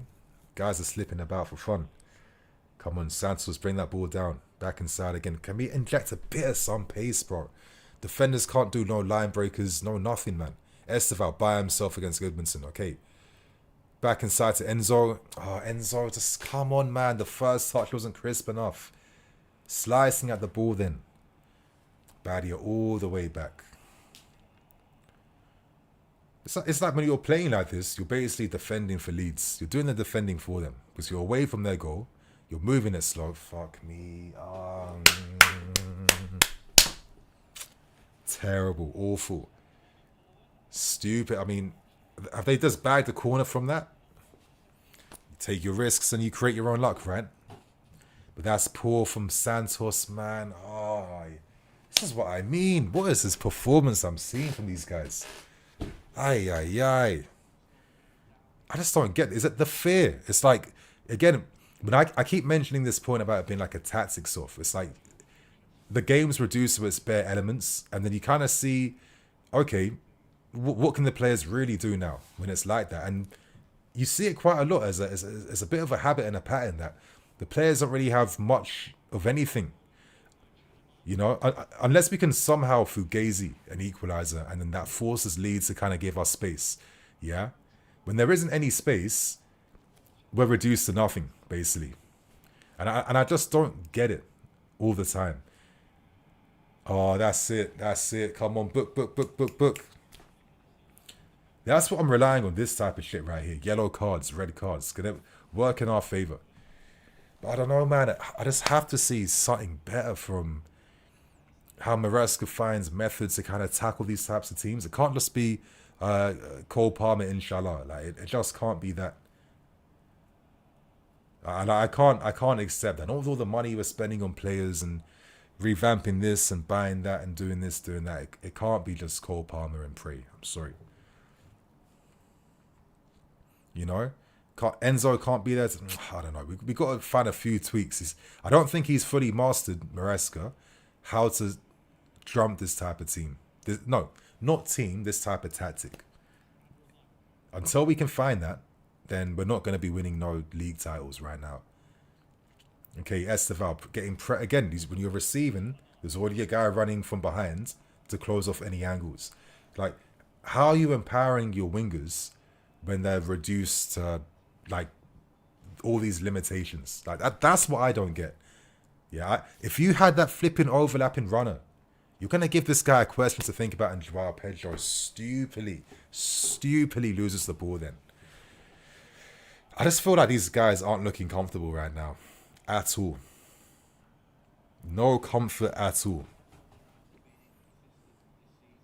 Badia gets out his feet, back to Sanchez, Tosin. There's no one to even play a line break or two right now. Come on, please carry it up, Trev. Just carry it up a little bit, please. It's gonna come back inside, right? Oh, bro! Like, this was what I was saying before the game even started. When Jalaba's playing on the right hand side, I don't want it to be one of those games where he's just afraid to go by the halfway line. Yeah, I just don't. You're under Thomas Tuchel. Yeah. Back when Koundé, we thought he was going to be the guy to take your spot on the team. He was doing that for fun. So, like, my thing is this like Maresca telling the players to be careful? Or is it the players messing up? Is it a combination? I just don't get it. Because how have you... Bro, they're not going to press us to create space. It's not going to happen. These teams don't do that. And see, Esteval, nothing to work with yet again. Nothing to work with yet again. Like, come on, you guys. There's got to be a better... There's got to be some better things done against this type of tactic, because this is getting a bit ridiculous now.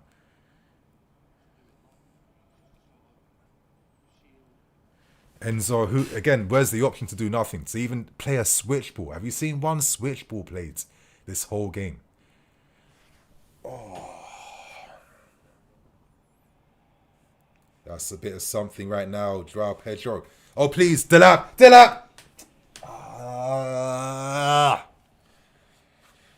That's our best bet, best chance, danger this whole game. Esteval. Of course it's him. Joao rides that. I mean, not gonna lie, that through ball at that angle to play it into the path of Delap, not gonna lie. You could argue outside of the goal, that's probably the best bit of football we've seen from a player in this half. But Joao Pedro is so good at those types of through balls. I mean, Gittins finally a bit of a through ball, switch ball to release him. Footwork from Gittins, nice footwork. He doesn't want to go back inside because he's bored or getting the ball, but he has to. Got pressed very well from behind. Tosin, Jalaba. Come on, man. Every time you're on the ball, bro, it's like, why are you not playing quickly today, Trev? It's not making no sense. You know, oh, piss off. These Leeds guys.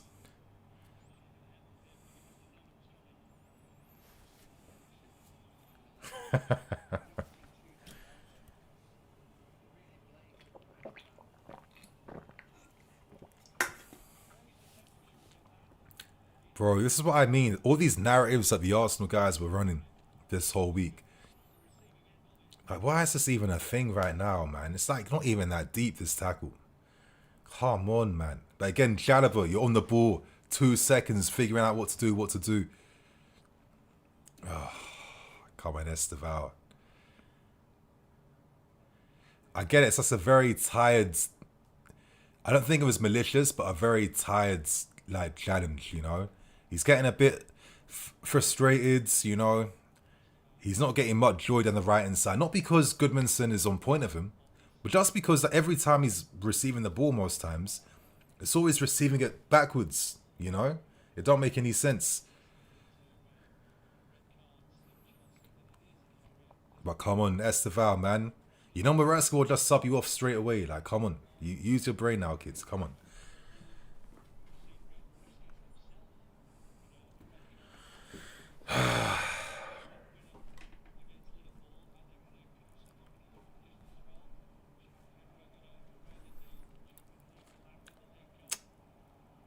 Oh.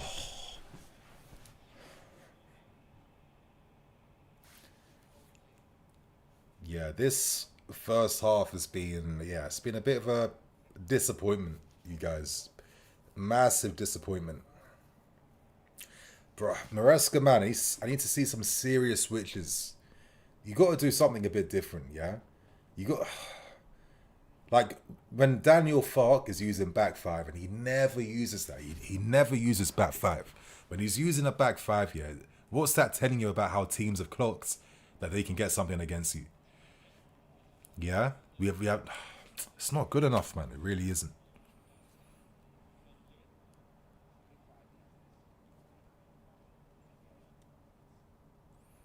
All the way back. Are they going to press us like that? Oh, that was a good idea then, but Esteval wasn't able to get there. And the moment is lost.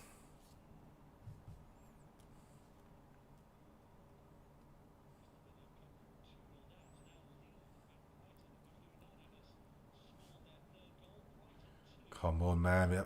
There's the turnovers of anything, bro. Like, more pressure applied. Did we win that? Header. Esteval keeps it off the pitch.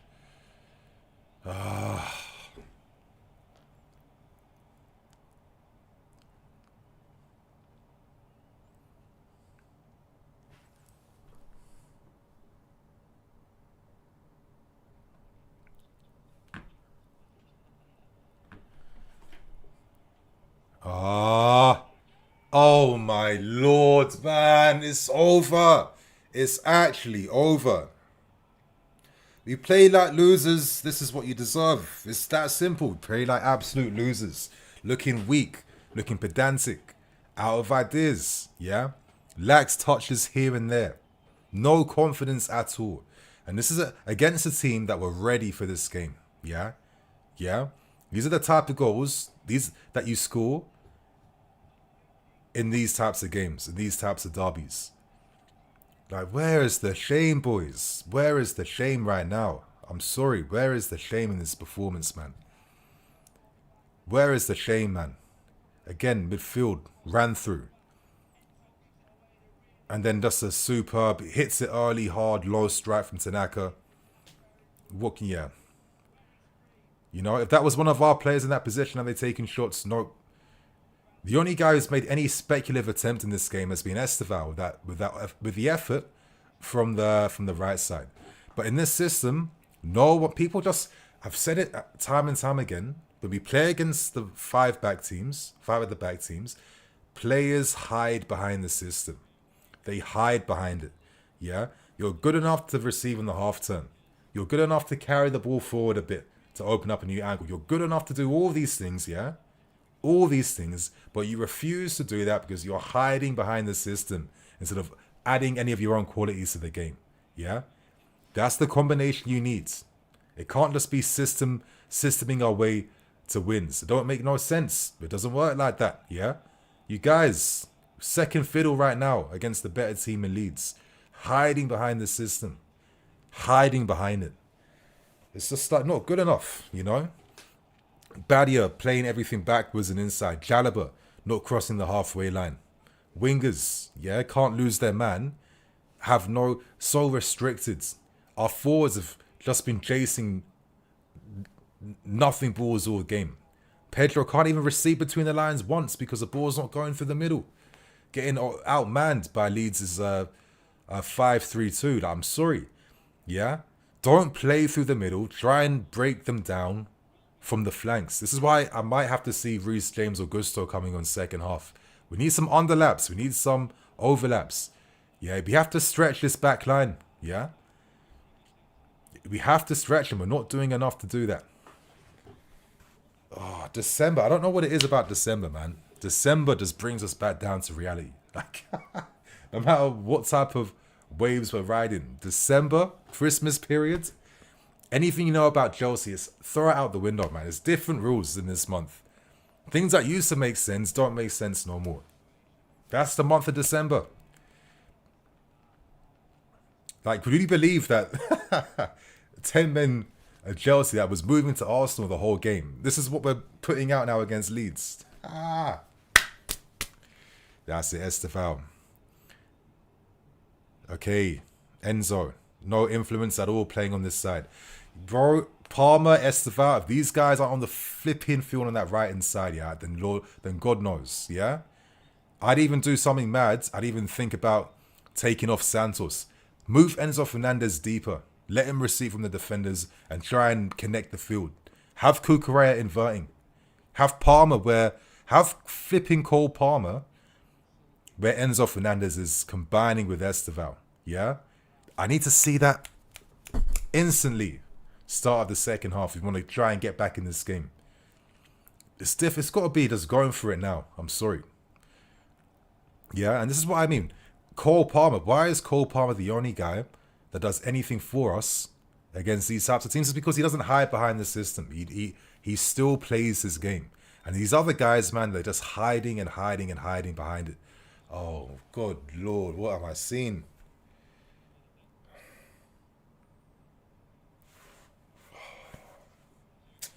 Bro, I need to see Reece. I need to see Cole Palmer pronto.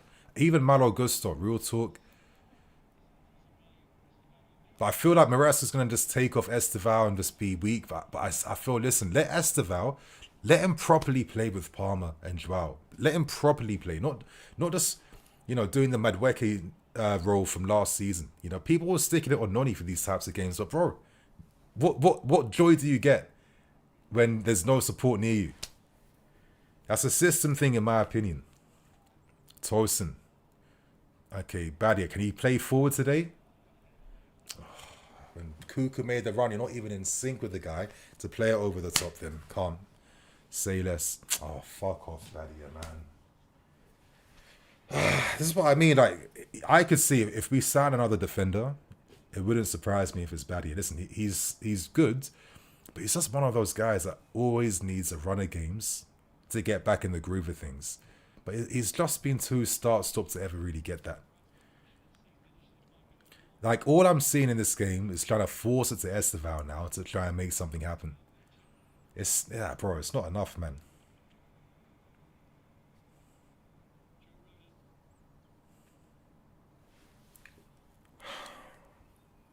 Humbled. Humbling. Reality call.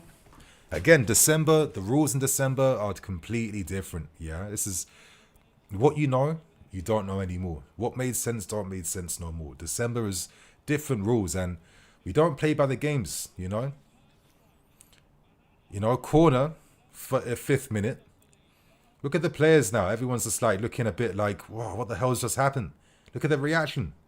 I'm not even seeing any frustration or nothing. They're looking like they weren't expecting this. Oh, fuck me, man. This is actually, yeah, I wasn't expecting a half this bad. I'll be brutally honest. I was not expecting a half this nothing at all.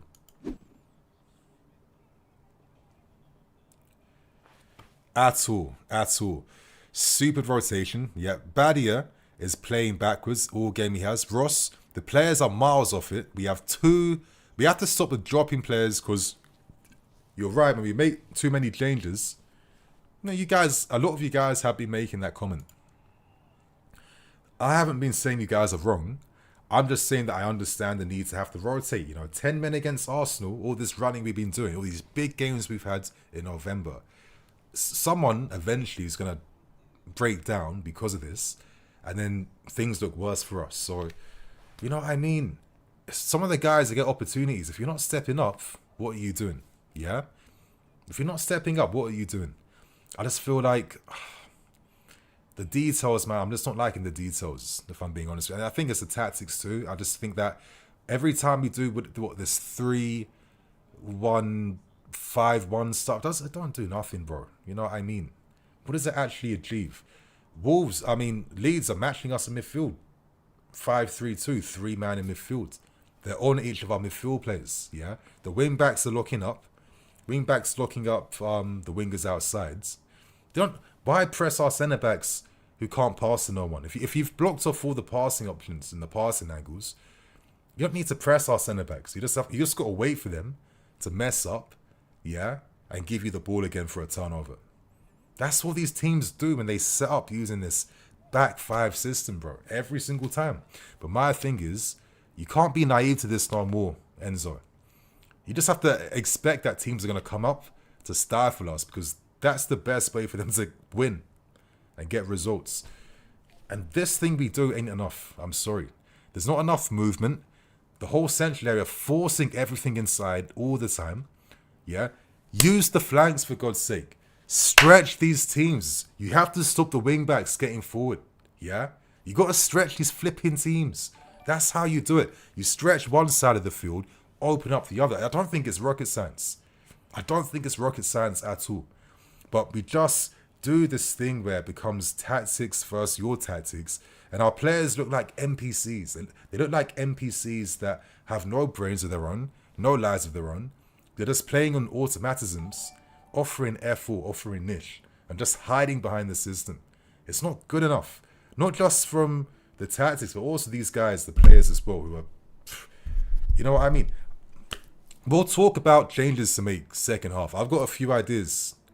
You guys get ready to get involved in the conversation. I want to hear right now, what changes are you making in the second half to try and get back in this game? Because we've got to do something, you guys. Damio, issue is therefore with the lineup, too much rotation. Facts. Listen, we saw against Karabat. But Karabat on their day could have beaten us. They were moving to us quite a bit in Baku, yeah? It's not the first time we've seen rotation hurting us. Mofly Jerry, respect, bro. Good to see you. Bro, you can't have like million changes every game. Facts. But I guess all I can say is, even though I agree with all you guys, all I can say is I just sympathize with Maresca, because, again, one of the things that we've been rating him for is the fact that he hasn't allowed any players to burn out. Yeah? Case in point, Reece flipping James. Seeing that performance he put in against Arsenal, being seen, reminding the football world of his complete world-class abilities. We can thank Maresca for allowing him to kind of come back, ease himself in, and get to this point right. And he's always said that, I have to do this sometimes. I need to rotate when it matters. So I can't be mad at him, even though we know there's going to be a quality drop-off. I get it. But come on, Fofana can't play another game. Gusto's, Reece James, after that masterclass against Arsenal, down to 10 men for 65% of the game. But he has to play again 3 days later away. You know what I mean? We all know deep down that you got to see some rotation. But come on, man. Regardless, it's got to be better from what we're seeing from the boys. It's not just even too much rotation, yeah?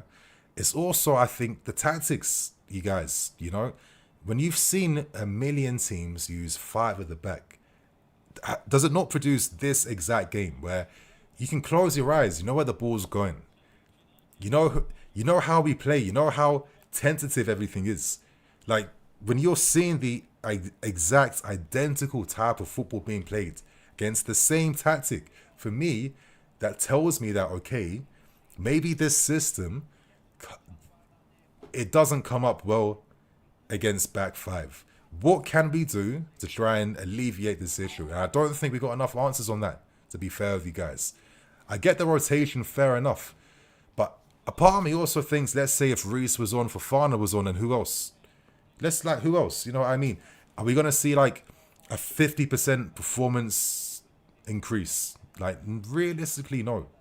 Because Esteval's still going to have a guy coming from behind. Same thing as Gittins. So we can't also ignore that, in my opinion.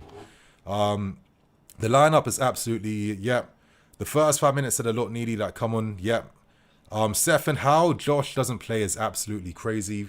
I think, you know what?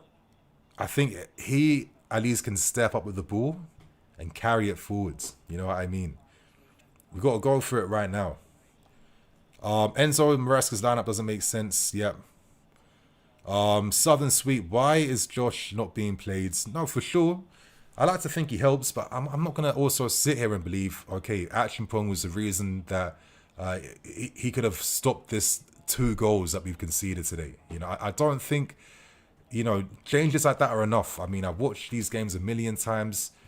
It's not making much of a difference when, I don't know, for me, it don't matter who's on the field. Because even when we have our best guys, but there's been millions of games where we still come up short against teams that come out with a back 5. For me, that's the main point here. All these little changes, maybe you might get 5% increase here or there. But what's it really adding up to realistically? You know what I mean? It's not adding up to too much when we still keep coming up short against this tactic.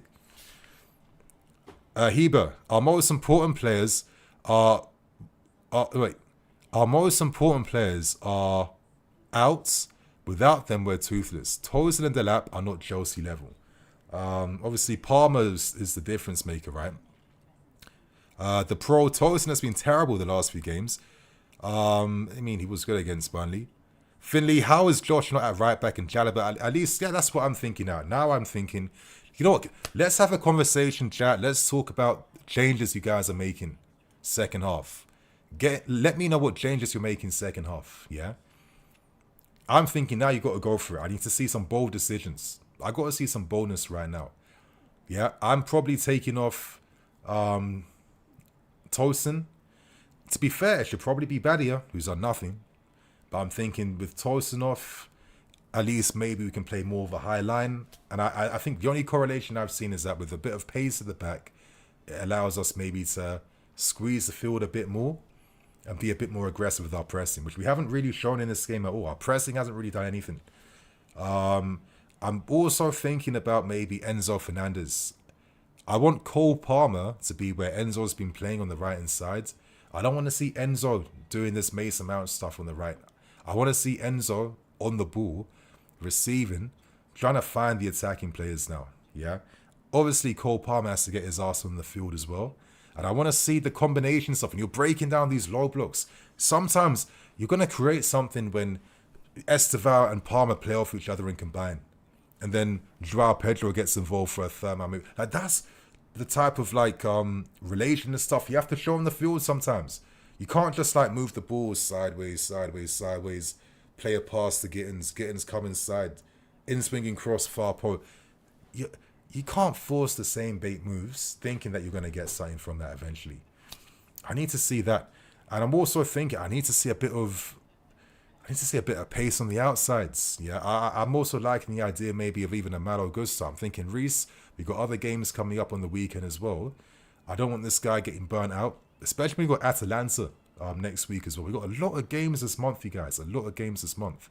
Yeah, could Gusto be an option potentially, you know? Just to try and offer us some underlapping support a little bit more. We've got to do some bold things. Would I take off Andre Santos and maybe have Enzo and Cucurella in the pivot? We're 2 goals down away from home. Probably. I'm probably taking that risk. And I'm hoping that with this type of risk, we empower the attacking players to try and engineer and force something. Yeah? But all I know is that if we keep the same lineup for the start of the second half, then the game's over and I don't see us getting back or doing anything. And I think that's the thing that sucks sometimes, you know, like maybe older Chelsea teams, you feel like, okay, if you get that goal in a certain time, something can happen in the game and anything's still possible. But it just feels like sometimes if certain things don't align and work for us in a certain way, you kind of know how the game's going to end. So I'm just hoping that Enzo Maresca is going to give us something a bit different now. And he's going to have some plans, man, for sure. Why is Enzo not playing a role like Toni Kroos? I mean, that's what I'm saying. That's what I would like to see. I think now, when you got nothing left to lose, I want to see Enzo looking more like Kroos, not like Mount. And I'd rather Palmer be there where Enzo's been. Surly, we need to score 3 goals in 45 minutes, and the ball will only be in play for 20 minutes of that. That's what I mean. That's the realities about how the difficulty, the magnitude of this challenge is now for the second half. And I think your biggest enemy now is against the watch. It's against time. So this is why you can't waste any time. You have to be bold in these decisions. I don't think Maresca is one of those guys that will tactically take a defeat one game if it means preparing for future game. No. We don't do that at Chelsea. That's loser stuff that mid-table managers do, or relegation managers. Not here. So he's gonna have to be bold. We have to have a high line that can catch out, that can at least do some recovery challenges now. Yeah. We need to squeeze and push up higher. And we need to have more relationist type of play. You know, Joao Pedro's had no one to play with. He's crowded out the game because there's so many options in the middle. What are we doing to kind of stretch Leeds' midfield 3? Absolutely nothing right now. But what could stretch them is if Palmer is now floating on the right. He says, you know what, Esteval, I'm going to stay wide now. Esteval, you go in the middle. We'll rotate. We're going to take some turns. You go inside, I go outside. See it like that. You know what I mean? Hopefully, Cuckoo being in that option, combining a bit better with Gittins on the left, and maybe having Enzo just deeper, just kind of connecting everything. You know what I mean? Maybe bring on Action-Pong, knowing the fact that Action-Pong can kind of tuck into midfield. Or maybe you think maybe the big boy in Reece James offers that, so we can have Enzo and Reece. I don't know, but it has to be something bold and brave. And we have to communicate to Leeds, listen, it's a different game this half, different rules. Whatever you thought about us first half don't matter anymore. It's a different game now. I'm praying that is what I see with the substitutions that get made for the second half. You know, we don't see comebacks at all really under Maresca. There's been small little signs of encouragement here, encouragement there, calm. But we ain't really seeing that stuff too often. Fingers crossed, pray to whoever you believe in, but could this be a night where this type of shit could happen? Councillor, I like 2 strikers to bully the back line, then stretch with wingers. I like that idea as well too. I don't mind seeing something like that. You know what I mean? Delap, Joao Pedro, Palmer in the middle, Gittins left, Esteval right inside. Okay, well, we're seeing one change. Malo Gusto. Okay, at least offering a bit of underlapping support, which is what you need. Okay, Pedro Neto. I had a feeling he would sub off Esteval, which is, you know, fair enough, but I don't know, man. Like the little bit of imagination that he could offer. I knew when Esteval got that yellow card, that was going to be like, you know what? You know what, kid? You're off now. I can't afford for another guy to get a red card. But anyway, Badia's off, which I'm more than okay with because I think he was really bad. And he actually gave a lot of attacks to Leeds for fun. Malo Gusto offering some support. Cucurella spreading out to make a back three. I mean, it's something. I mean, let's see what happens. I don't know, man. I don't know. It's a shame that Esteval's off. I wouldn't have even minded seeing Esteval and Joao Pedro behind Liam Delap.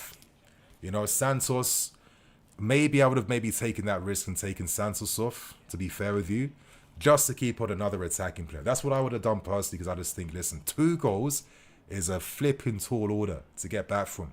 And if you are able to get back to make it 2-2, at least you have Reece and some other guys you can turn to kind of bring stability back. But I don't know. But I can't tell you guys that I'm like, whoa, these subs, yeah, this is sick.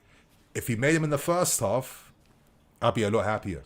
And you know what? Will Maresca ever make a sub in the first half? Who knows?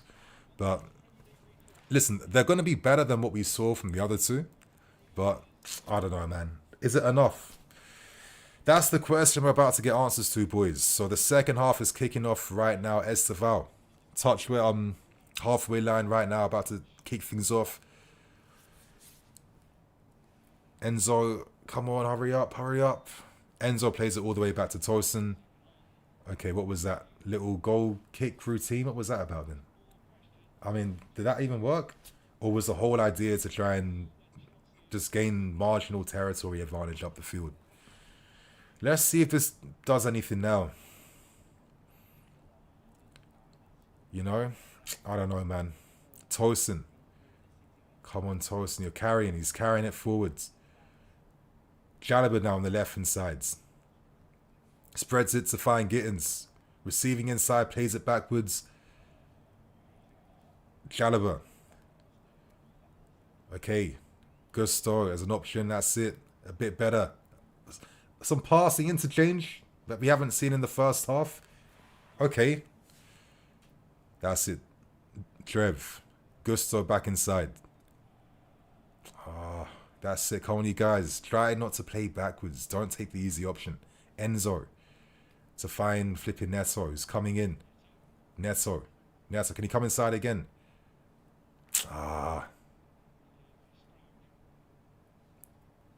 And fouled. We are going to concede soon. Make a sub for the first goal. Fixing the defence doesn't win this game from here. I mean, the only thing it does is that it gives us better possibilities to kind of build up. Because we all saw that first half, right? The build-up was negative. Negative. Backwards, inside. It was poor. Yeah?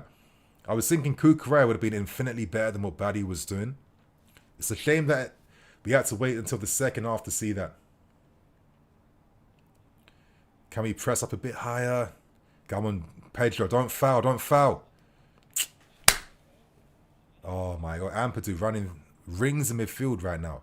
Goodmanson, early ball again, the early crosses. Oh my Lord, man.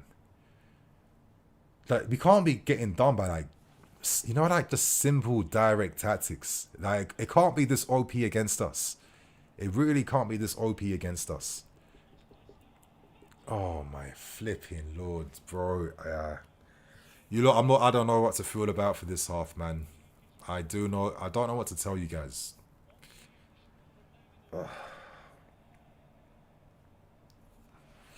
This is what I mean though, like when people dropping, is this a title challenge? I'm just, come on, man. We are still not ready for that type of talk at all yet, yeah? We're not ready for title challenge talk at all.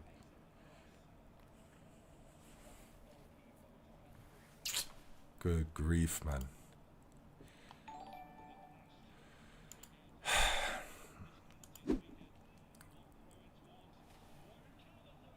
Oh my God, bro. Getting spun differently right now. I got a super chat. Appreciate that, unknown agent. Title challenge down the drain again in Windsor. FFS. This is what we've been talking this talk, you guys. You know what I mean? We always knew that December, we want to talk about title challenge, wait until December comes. Then we can see if we can really talk that talk, yeah? Then we can really see if we can talk that talk.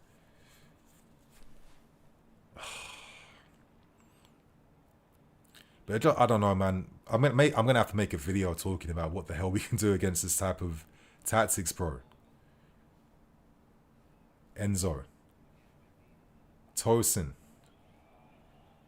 Sanchez spreads it. Weak to the second balls in the middle because Leeds have been very good essentially with Tanaka, Ampadu and Nemecha. But Stack.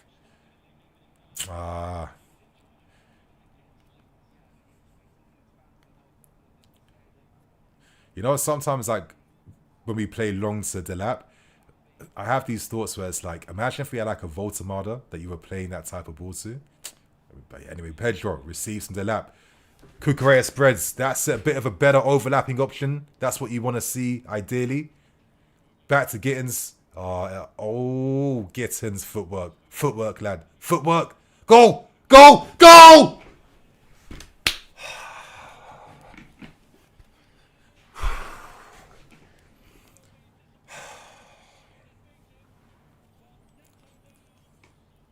I can't even get to, listen, I'm going to wait. If we get the second, I'm going to wait for that, yeah?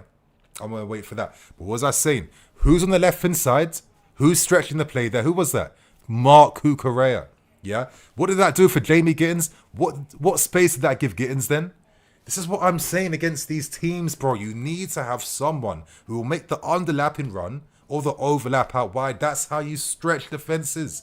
Cause a little bit of chaos, yeah? We allow these teams to be too organized, too easily against us. And you see it, bro, because we have no wide penetration. Our wingers get tucked in too easy because there's nothing they can do. But when you have that guy that can support, who can make that overlap, yeah? That's when you can do something. And look, how did we get a goal back in this first half? Mark Cucurella and his fucking movement again. Thank you, Mark. Thank you, Mark.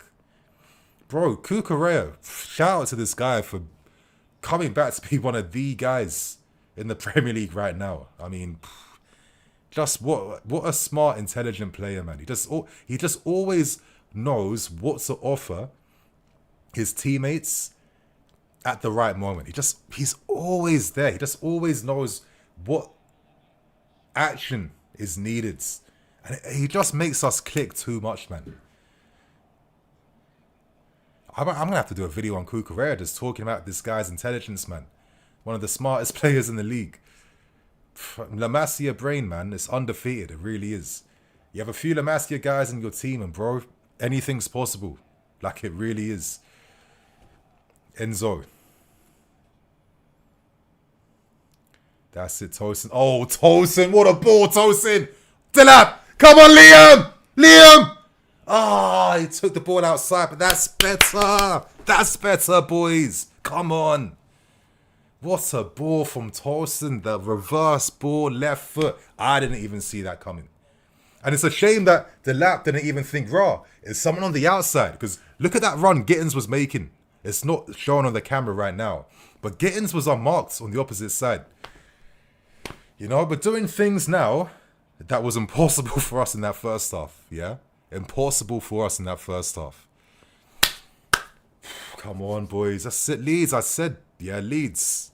Different rules second half. Different flipping rules second half. Come on, lads. Come on. This is the energy I've been waiting for, man. Ollie Taylor, Spanish football IQ, different levels, for sure, man. Yeah, bring on Palmer. Palmer on this field, flipping hell. But you know what? If we can make it 2-2 and Palmer comes on with a game set and level, Leeds' hearts are going to sink, yeah? Leeds' hearts are going to sink. But anyway, Pedro Neto, is that like, 4 good games on the bounce? I don't think he's shown this type of consistency since he signed for us last season. That's it, toes. On your toes, mate. Oh, and is that Drev? Who the hell is that? I'm getting my brothers mixed up. Can't even see all the difference now that Jalaba's got the same little low fades. Gus.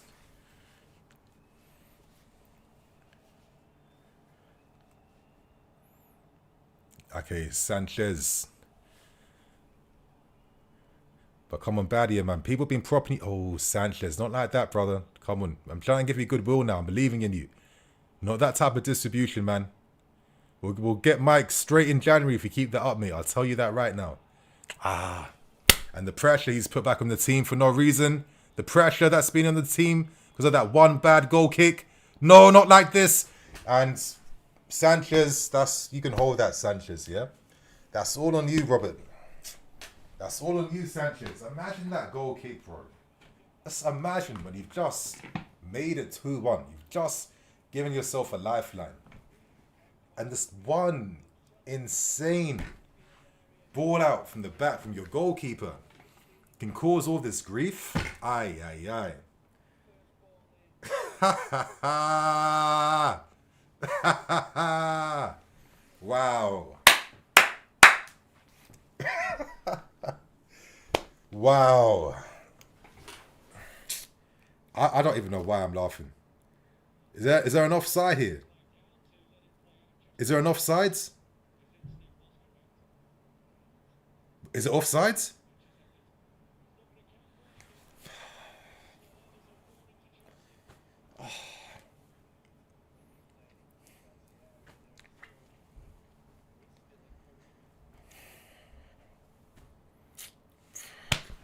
Bro, God is really good, man.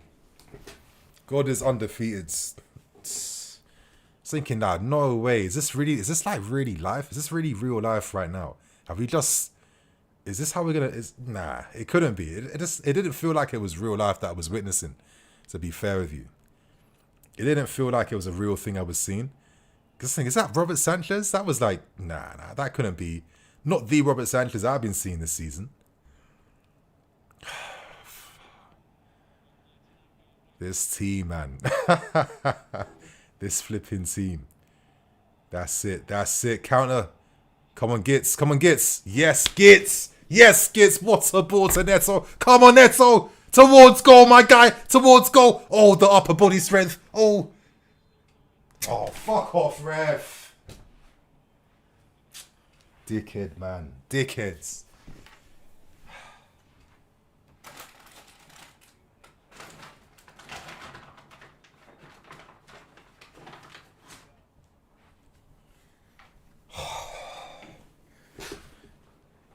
Miles off, well played for predicting that Sanchez. Delap's great at almost scoring. Yeah, fair enough. But bro, listen, we signed a guy that bagged 12 goals in the Prem last season. We didn't sign... Listen, if we got Ekitike, that was always the type of guy I was hoping we'd secure. Can you imagine Ekitike in this team?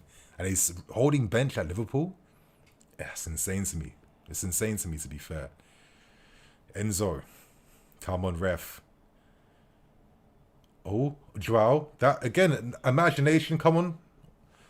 Apply the pressure. Come on, Gus. That's yours. That's yours, Gus, all day. Lock that side down.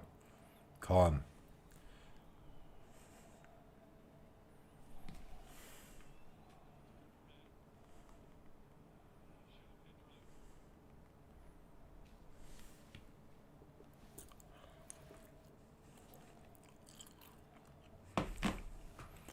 Santos. Tosin. Enzo.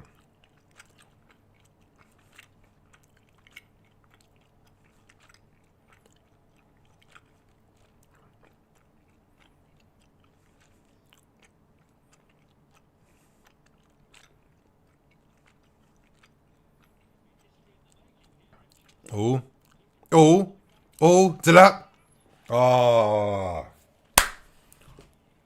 we're going to need some wonder goal at the moment. We're going to need someone to score from a half chance. Delap strike underneath the ball a bit too much. And I don't think Neto was too happy. Okay. Maresca's wasting no time. Garnacho and Cole Palmer returns to the field. If there was ever a time to have hope, you guys, and be a believer, now is the time. Now is the time.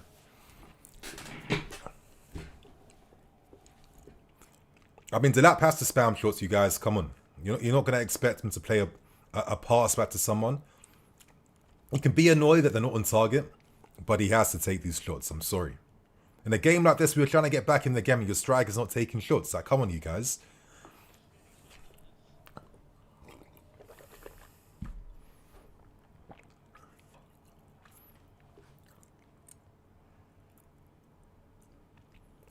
Gusto, lockdown, calm. Sanchez, spread, he's saying spread. Spread. Okay, toast and spread now. He can play forward, that's it. Neto. Oh, Neto. Oh. Fucking good play, you lot. Good play. That's it, man. Ref, card up right now, man. What? Play on. Neto, play Neto. World class. Brought that down nicely. But nice little, I mean, Neto's come on with some flipping ambition and some purpose in this game. Making a lot happen down that right-hand side. Gittins, that lovely drop of the shoulder. Oh, no one. I wish we had like a few combos in us. Like, if Enzo was cushioning that down to someone to take a shot then. Yeah, so we're forcing Leeds to play a lot of long balls out from the back. That's a good sign. It's a shame we couldn't do that in the first half. But anyway, Calvert, flipping Lewin somehow wins that. Oh, no, fuck off, Leeds. Fuck off. Sorry about that, you guys. But nah, he was not going to run towards goal then. He was not going to run towards our goal like that. Have some respect now. Come on. Come on. Wake the fuck up, boys. That's it. Joao, hurry up. It's a fucking derby, man. Come on, man. It's not Grimsby, bro. Like, what's going on? Finally, that's it. Okay, Gittins off. It's fair enough. Obviously, it was going to be the case. Garnacho on the field. Come on, Garnacho. Gittins, I don't think he was terrible. Yeah, I don't think he was. He was made more of like a victim of the system, in my opinion. Delapov, Joao Pedro on. That's it. Cole Palmer doing his thing in the middle. All right. At least, 30, 35 minutes can we make something happen now?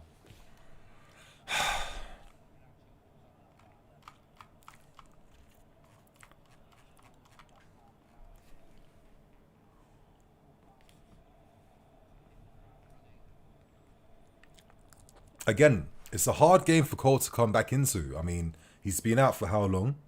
And now he has to help us get back in the game. I mean, but you know that if there was one player but that's not going to affect them, that is most likely going to be Cole Palmer, right? All right, Tosin. Bit better second half. Enzo. It's one of those games where he'll be quiet on the ball, but then all of a sudden might pop up with that late arrival in the books, right? But it's I don't know, man. You know these games where it's like Enzo can't even... Enzo. It is what it is. Anyway, Palmer. His first touch in how many months? Drev. That's it. We're using more of like a... What was it? A little like two at the back thing now, yeah? Neto. Gusto. Oh, that's nice. Upper body to Menzo, but... Bro, it's a derby. You can't be expecting the ref to be blowing for something like that. Palmer spreads wide to Cucurella, who's actually offering us something in this game. That's it. Garnacho. First touch is in the game. He's inside. He's brought down by Bogle. Free kick. Nice little footwork then from Garnacho.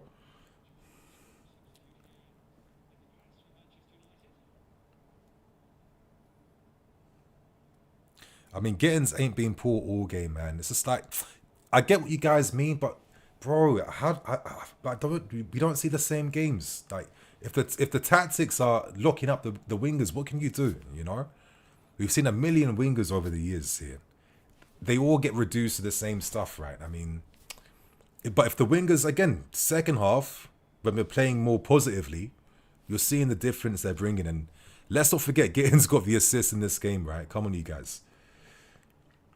Come on, this has to be ball of life. Oh, nah, too close to the keeper. Come on, just like a bit. I want to see us like get a hold of the ball now and try and really pen back Leeds. Come on, press, you guys, press. Get a bit tighter.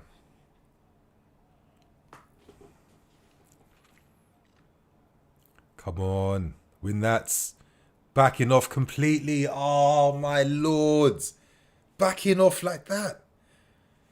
What am I seeing? Can't these guys just pretend that every team they're playing against is Arsenal or Tottenham? Can't they just do that?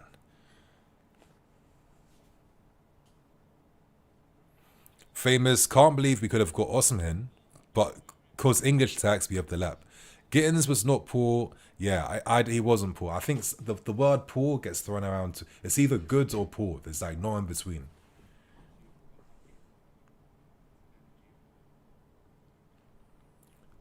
Any long throw time now. I'm not really liking this.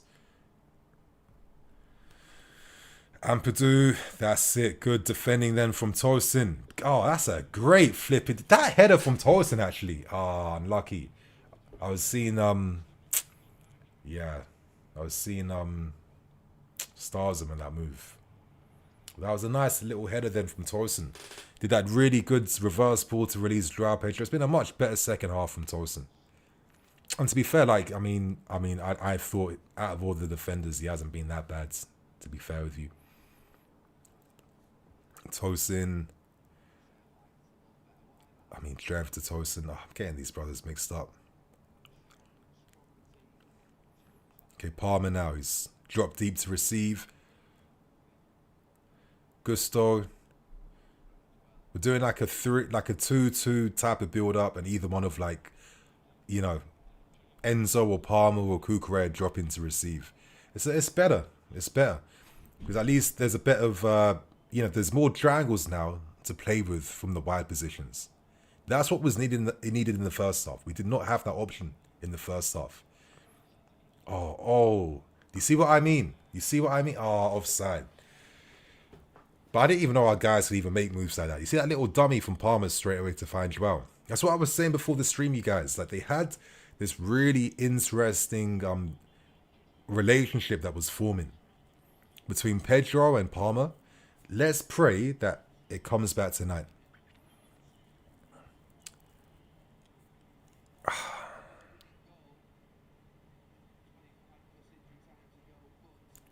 Tanaka. Yeah, he's a decent midfield player, I can't lie. The Metro. Okafor. That gives us something to worry about with pace and behinds. He knows that Tosin's there. He's seen those games against Sunderland where, you know what, you make some positive changes. Can you catch us out?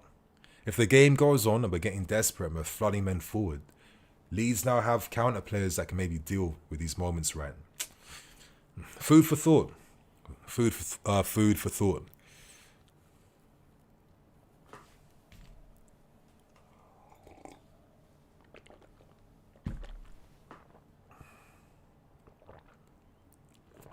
Sanchez. Santos, quiet game from him so far, I have to say. Being quite quiet. Back to Sanchez again. Leeds looking to block the passes out essentially. Yep. Sanchez involved in the build-up now, making that little back three. Tosin carry it out. Oh, couldn't. If that was action point, he would have just carried it out then. He would have stepped up and he would have glided past his first man.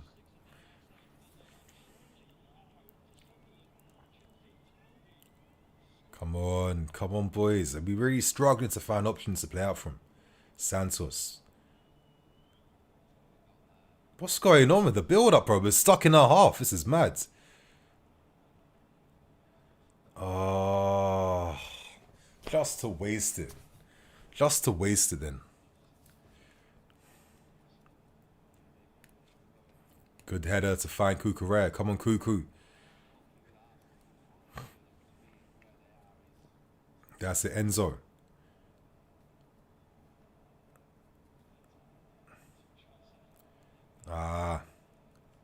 Can't just be Palmer playing those passes though. Anyway, Santos again.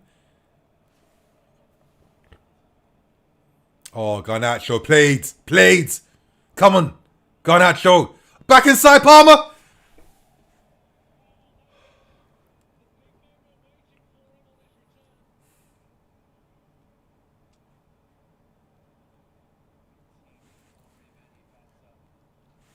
That was it.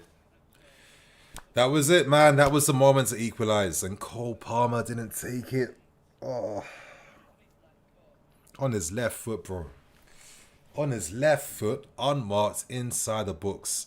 Ball coming at him, perfect pace. Perfect pace. And this moment too, Cole, how is this not nestled? Bottom left, mate. How is this not in the... How am I not seeing 2-2 right now?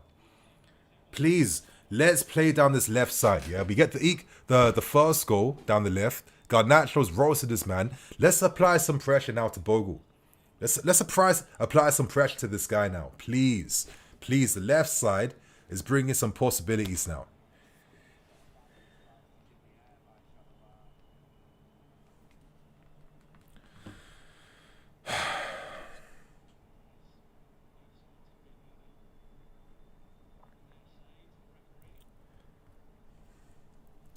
Well, you guys, chat what you're saying right now.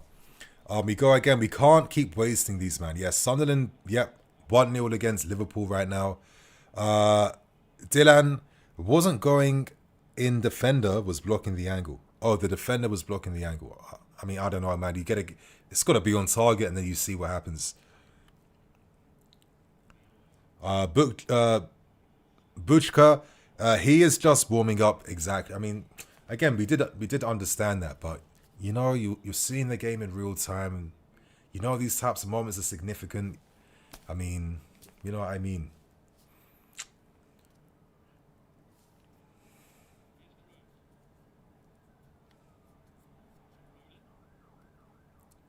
Oh, I don't like how Calvert-Lewin is being a positive factor for Leeds, but anyway, great pass from Enzo to release Alejandro. Come on, Gans. Nah, not to Enzo. Not to Enzo, man. Not like that. That's it. Apply the pressure again. Poor cross. That's yours, Santos. Okay, back to Neto. Come on, Neto. That's yours, man. That's the distance. I was thinking, Gusto, you're just inside a bit too much. You should have been a bit wider than to Neto. Realistically. Played. Come on, that's yours, Santos. Get the fucking ball.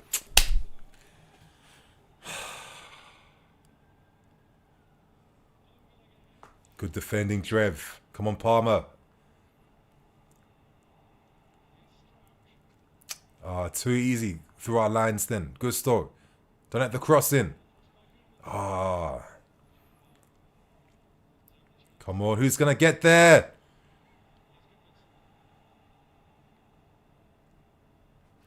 Come on, Gusto, engage. Don't let him get out you, bro. Easy, light work. Attack, quick, attack! Attack!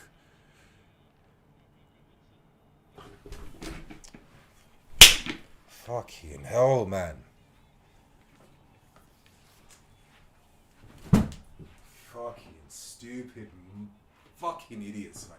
You idiots. Idiots, man. Morons. Fuck me.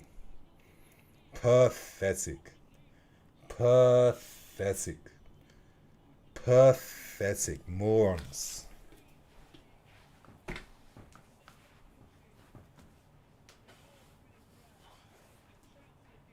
Fuck me.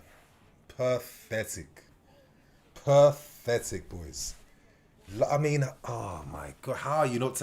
You just won the ball of Goodmanson. How is this turned into a negative moment for us? Fucking... Jesus Christ, man. I'm actually pissed off, man. Fucking these idiots at the back today, man. Everyone inside, like, hiding behind the system. You've just won the ball of Goodmanson. Why are you even thinking to play it back to the defenders? Why?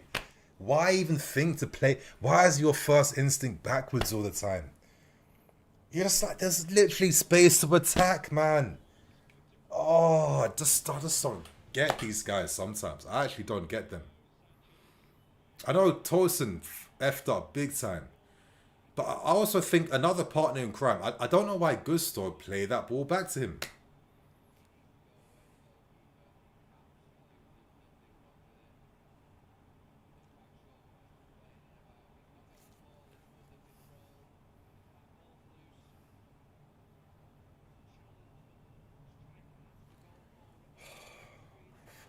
up, man.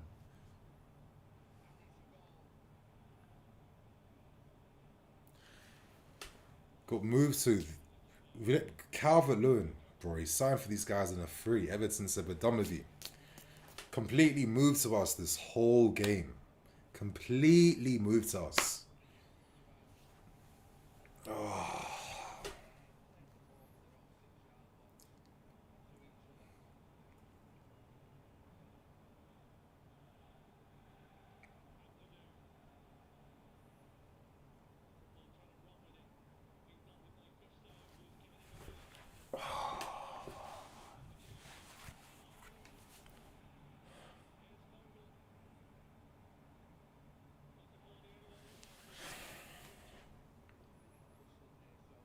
You guys, give me a second just to even get my...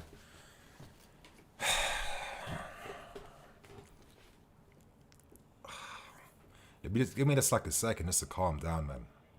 What a disappointing way to fumble. What a disappointing way to fumble. Tolson, bro.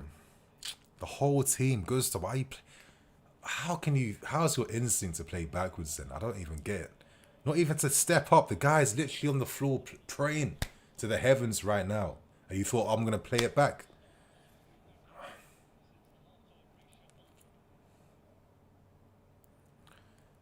I mean, what do you guys think, man? I know Tolson found a ball actions, whatever, calm. But I'm not going to lie. What was Gusto doing playing it backwards? Am I the only one? You guys in the chat, if you got some time to even reply back, like...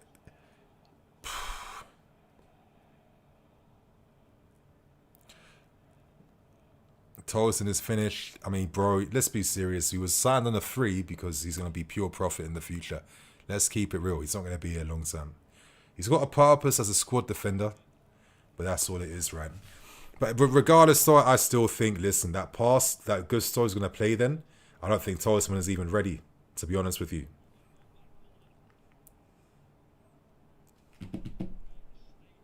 Neto.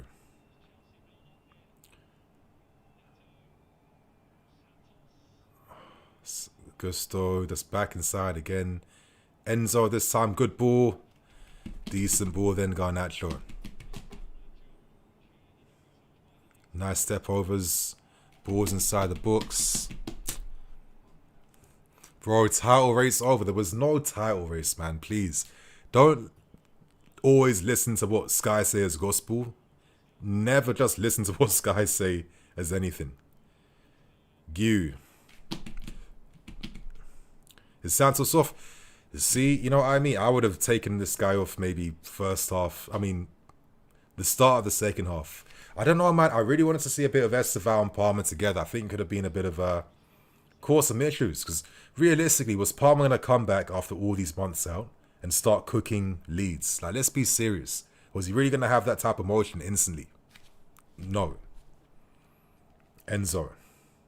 See, this is where Enzo should be. Trying to connect the fields and like find some options for us.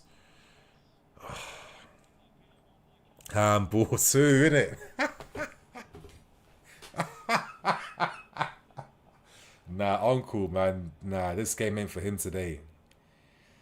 This game ain't for him. I just think it's mad that some of you guys was even... Not you guys in chat, but I see the fan base gassing up Tolson over Jalaba. I was thinking, huh? This guy is not... He's not our best defender or nowhere near. Flip. You know what the thing is with Tolson that screws him? Is that he doesn't have any pace. That's why I think he has these brain farts, because he plays on a knife edge. He's like, shit, if the wrong pressure goes against me and I miss that challenge or whatever, I'm out, because I can't get back, I can't recover, I can't do nothing. And I think maybe that's why he has these flipping brain farts in him. You know, more Flygerian respect for that, bro. Cons are needed in January and sell Tolson. Oh, I mean, I don't know if I need... I mean, Collins is a very versatile defender, but nah, man. I as a squad guy, but nah. I can't be... Nah. I'm not going for Collins, even though he's a good player. Pedro, where's the intensity in this game of the pressing? Not there. How often have you seen Leeds guys carrying the ball 20, 30 yards and just steamrolling us? Fucking hell, man. This is nuts.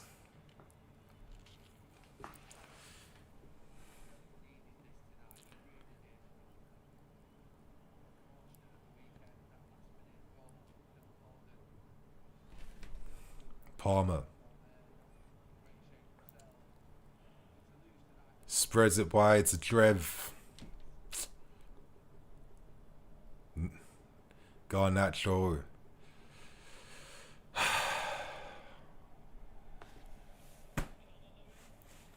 Oh, we're just here. We're just an easy meal for Leeds, man. Easiest meal you've ever seen. Oh my, somehow it's just their day to day, isn't it? Getting cooked, getting absolutely cooked, getting cooked left, right, center, cooks any type of way. Leeds want their meal.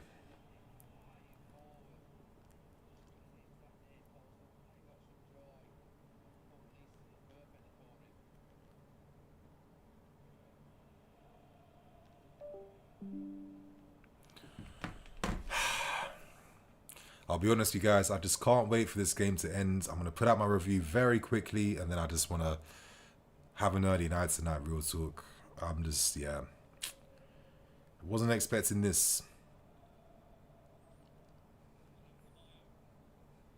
These are the type of games that make you want to be reckless and like eat McDonald's or some shit, you know? Like, I'm sorry, like I'm a grown man now. Football can't be having this effect on me, but it does, you know? Please, December. I really thought you might bring better things this year. And now I'm just shitting myself now. Enzo, just being reduced to just playing short passes and a few crosses every now and then. Pedro, nowhere near the goal right now. That's how deep he is.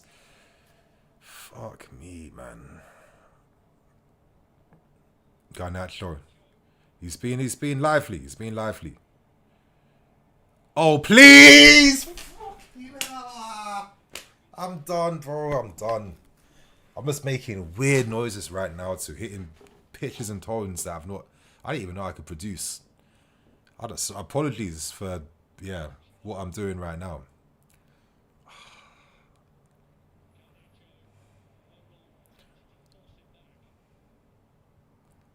But that moment, man, the moment of the game was the Cole Palmer chance. That was it.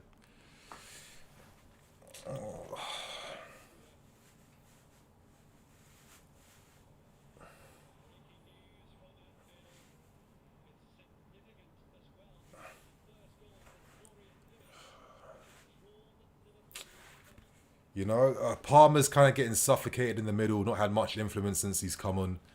Is it a bit better for him to be a bit wider, potentially? Oh, that's it. Game over.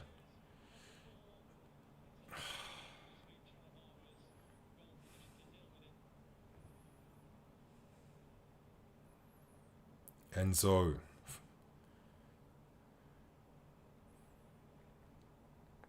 Spreads it. Neto, but again, is that going to someone or is that just across to anyone in the books? Gusto again. Back to Enzo. Another ball in the books. That's all we got in us is just crosses right now. That's it.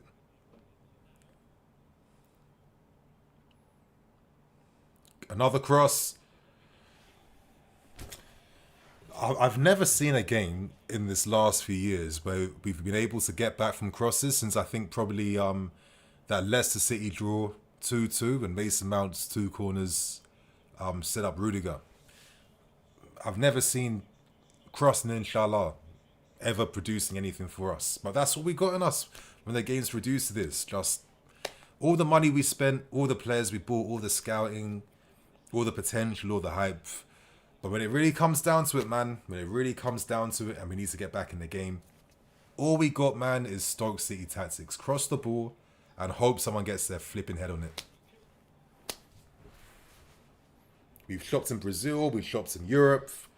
Yeah, we're shopping younger and younger.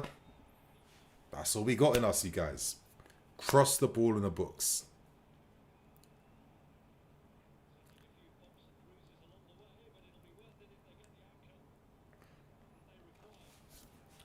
I think as a Leeds fan here, outrageous Charlie Howard. Listen, man, I can graciously accept the defeat, and you guys outclassed us today. You've been a better team, more competitive, more energy. Yeah, being the better team completely. I'm more than comfortable owning that and accepting it. We've not been able to rise to it. Your midfield completely outran us. Enzo, does he have like one like long ball at least in this game outside of a cross?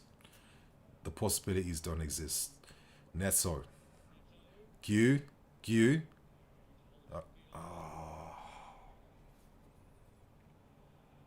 Gusto. Back to Palmer. That's it, Palmer. Maybe play a bit wider. Why don't you swap with Joao, actually? Why is Palmer in the middle doing what? Yeah, Palmer, you come to the right. Yeah, Joao, go stay in the middle now. Garnacho. Palmer. That's all we got was a cross, man. Oh. Cuckoo. Listen, can't believe I'm saying this, but I'd rather take a 3-2 loss than a 3-1 loss. Is this all it is, bro? Just like crossing. Like no 1-2s, no patient play, no probing, nothing. It's just, get the ball to the right, to the left. Oh, no ideas. Okay, cross and pray. Cross and pray. I can't, come on. Like, surely we got a bit more in us than that, man. Like, you know? Or maybe do we have to just like kind of wake up and just accept the reality? Yeah, we are that type of team. Maybe have a few players that can make a difference. Real talk, Arsenal accepted that, right? And that's why, I mean, look at that game against Newcastle where literally they power themselves into winning that game in the end. Pure physical power. Set piece right in the end. Yeah, they played a similar game, offering no ideas, no nothing. But when push comes to shove and the game gets reduced to this state, their players can thrive in that. And they can still compete. And we can't, you know? What, Mark Hughes going to turn into what? Ronaldo? And score these out of this world headers from these crosses? Absolutely not. You know? Enzo, his first switchboard this game. The first time he's played long. Like, how could that not be like a useful weapon for a team to take advantage of? And you have Enzo Fernandez in that position, like orchestrating play. Yeah, something's definitely gone wrong here. But I'm just praying Miraska has learned his lessons, because we competed better in the second half. A lot better in the second half. We can't make that mistake again against other teams. We can't be doing that. Okay, Neto, who's been bright in this game. Again, what's the...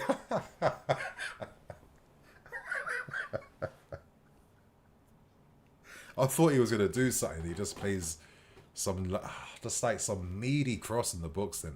For who? I mean, I wasn't even getting hyped for that. I was expecting this will get fumbled somehow, realistically. Please, let this game end. Let this game end, man. See, Enzo. Oh, why did we wait until the game's over before we let Enzo off the leash? Like, why did we wait for the game to be over? Oh.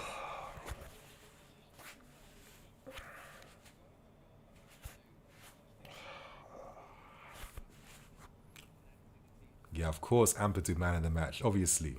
Of course, Ethan was going to win it and force the whole thing in midfield today. And force the whole game in midfield.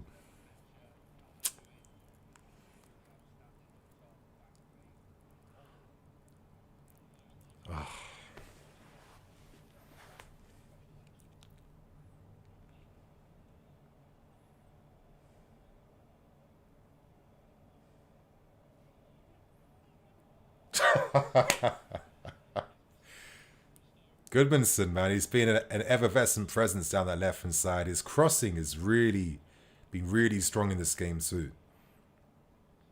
Tosin. But it's just like interesting because like a lot of times Tosin's like introduced to kind of be the guy that shuts up the tall striker, but then he lost out to Strand Larson. Remember when we beat Wolves 4-3? And I think Calvert-Lewin's been all over him in this game as well. Like, if your height's not even offering anything, like, what is like the grand utility of you, Tosin? Outside of being Cole Palmer's best man.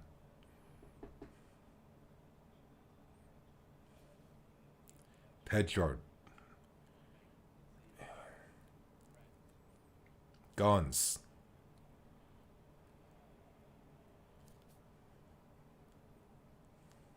See, Palmer wide. You know, we just didn't even let this guy cook there for some reason. Oh, Drow. Nah.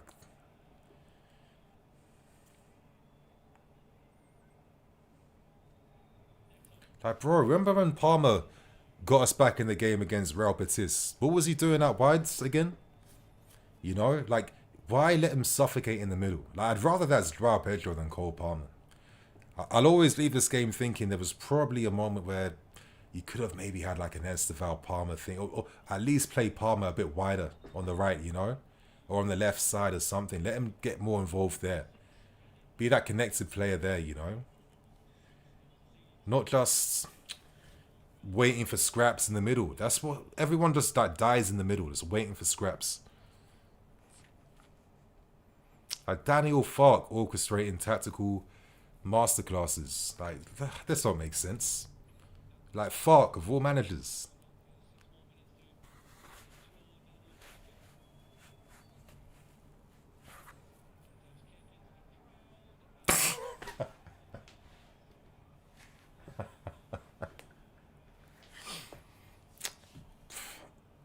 I think my only thing with Enzo, I mean, listen, I'm in a negative mood now. Come on, we're losing. Like, all I'm gonna be doing is ranting and just going to the deepest depths of my negativity right now. So anyone can get it right now. That's how I'm feeling. But I think my only thing I would say with Enzo Fernandez is that the spectacular, he just doesn't show that he can execute the spectacular enough, you know? Like, you know, like even your Lampards, the Essians, like, you know, those types of players, man, like, they're doing something that no one could do. Yeah, I'm still waiting for Enzo to produce those types of moments. Like, you know, that spectacular, you know, out from nothing moment. I think that free kick against Aston Villa was like a showcase of that. But anytime something produces a bit of, yo, show us why you're one of the best in the world, you know, I don't really ever see it from Enzo at the moment. Like, he always has an opportunity for a half chance volley, but I don't think I've ever seen one connect towards the goal yet, to be fair with you. But I think there's a lot of questions to learn now. I think, listen, this game has been good for one player and one player only. But I think the player that will probably profit now in December, hopefully, fingers crossed, is probably going to be Josh Achimpong. Because now I'm starting to realize this after watching this game. Every time we've actually entrusted using a high line, and I think when I made that mistake of forgetting Badia Achimpong in my preview, they played that game against, was it Forest? And we got a good result against them. When you have those guys that can play high line, yeah, I just feel like the rest of the team feels a bit happier for it. Because like we're able to kind of press better and win our battles and win and force turnovers. And I just feel like anytime you have like a Tosin or someone like in the middle, have you noticed that we can't physically like push our line as close to the midfield as we'd like to? And I think this is why I've noticed why Leeds have won a lot of second balls in like those DM positions on the field. Because we're offering so much space there. And I think Leeds came prepared. They had energy in their midfield and Tanaka, Ampadu and Stack. And they were told, make sure you close down and fight for every scrap and every second ball that will naturally come because of how Chelsea are playing. So I think Tosin, unless you need to defend the final 10 minutes of a game, I just don't see the utility now. I think, you know what, Achimpong, get your boots ready for the weekends. I think Badia, bro, this guy, man. We got Fofana coming back. That's going to be good for the weekend too. Reece James as well. You know, we're looking a lot promising already, to be fair, boys. We're looking a lot more promising already. But I've just noticed that every time, maybe it's like Tosin. I think, again, I just remembered it against the Wolves game where all of a sudden we lost control after we had a 3-0 first half advantage. And yeah, you know, I thought Wolves played a pretty similar game in that second half to what Leeds have done against us this whole game. And it's just like, I don't see these teams getting this much joy offensively when we have a really high defensive line. Come on, this the whistle of 90 seconds left before I can turn this off.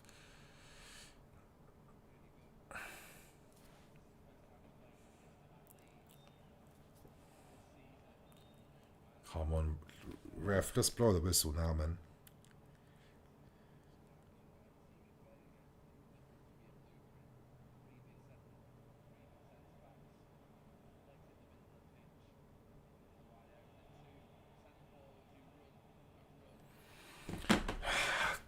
Yeah, credit to Leeds.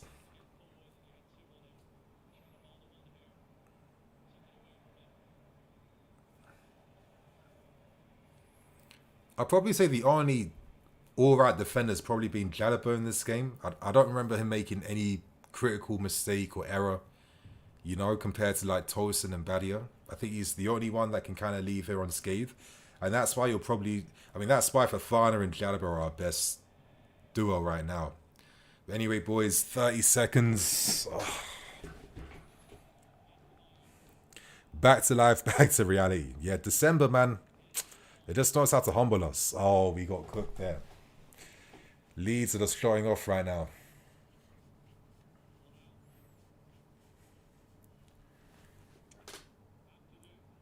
Damn.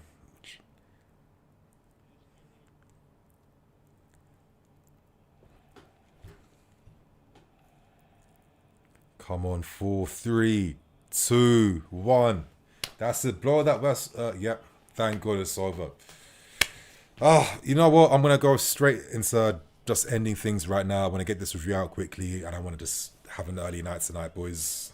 I think, you know, not much to say after this game, and there won't be a lot of nice things to say. So I wanted to say quickly thank you to everyone for watching the stream with me, hearing my moans, being through these these moments with me as well, and thank you to all the super chats as always. You know what I mean. I always gotta show my appreciation before I cut. But make sure you guys come back in half an hour time for the review. Let's have the conversation in my chat. I want to gauge from you guys how you felt about the game when you have a bit more time to kind of like think about what you've seen, and when you got some time to write it down later. So thanks, you guys. See you guys in a bit, love. Cool.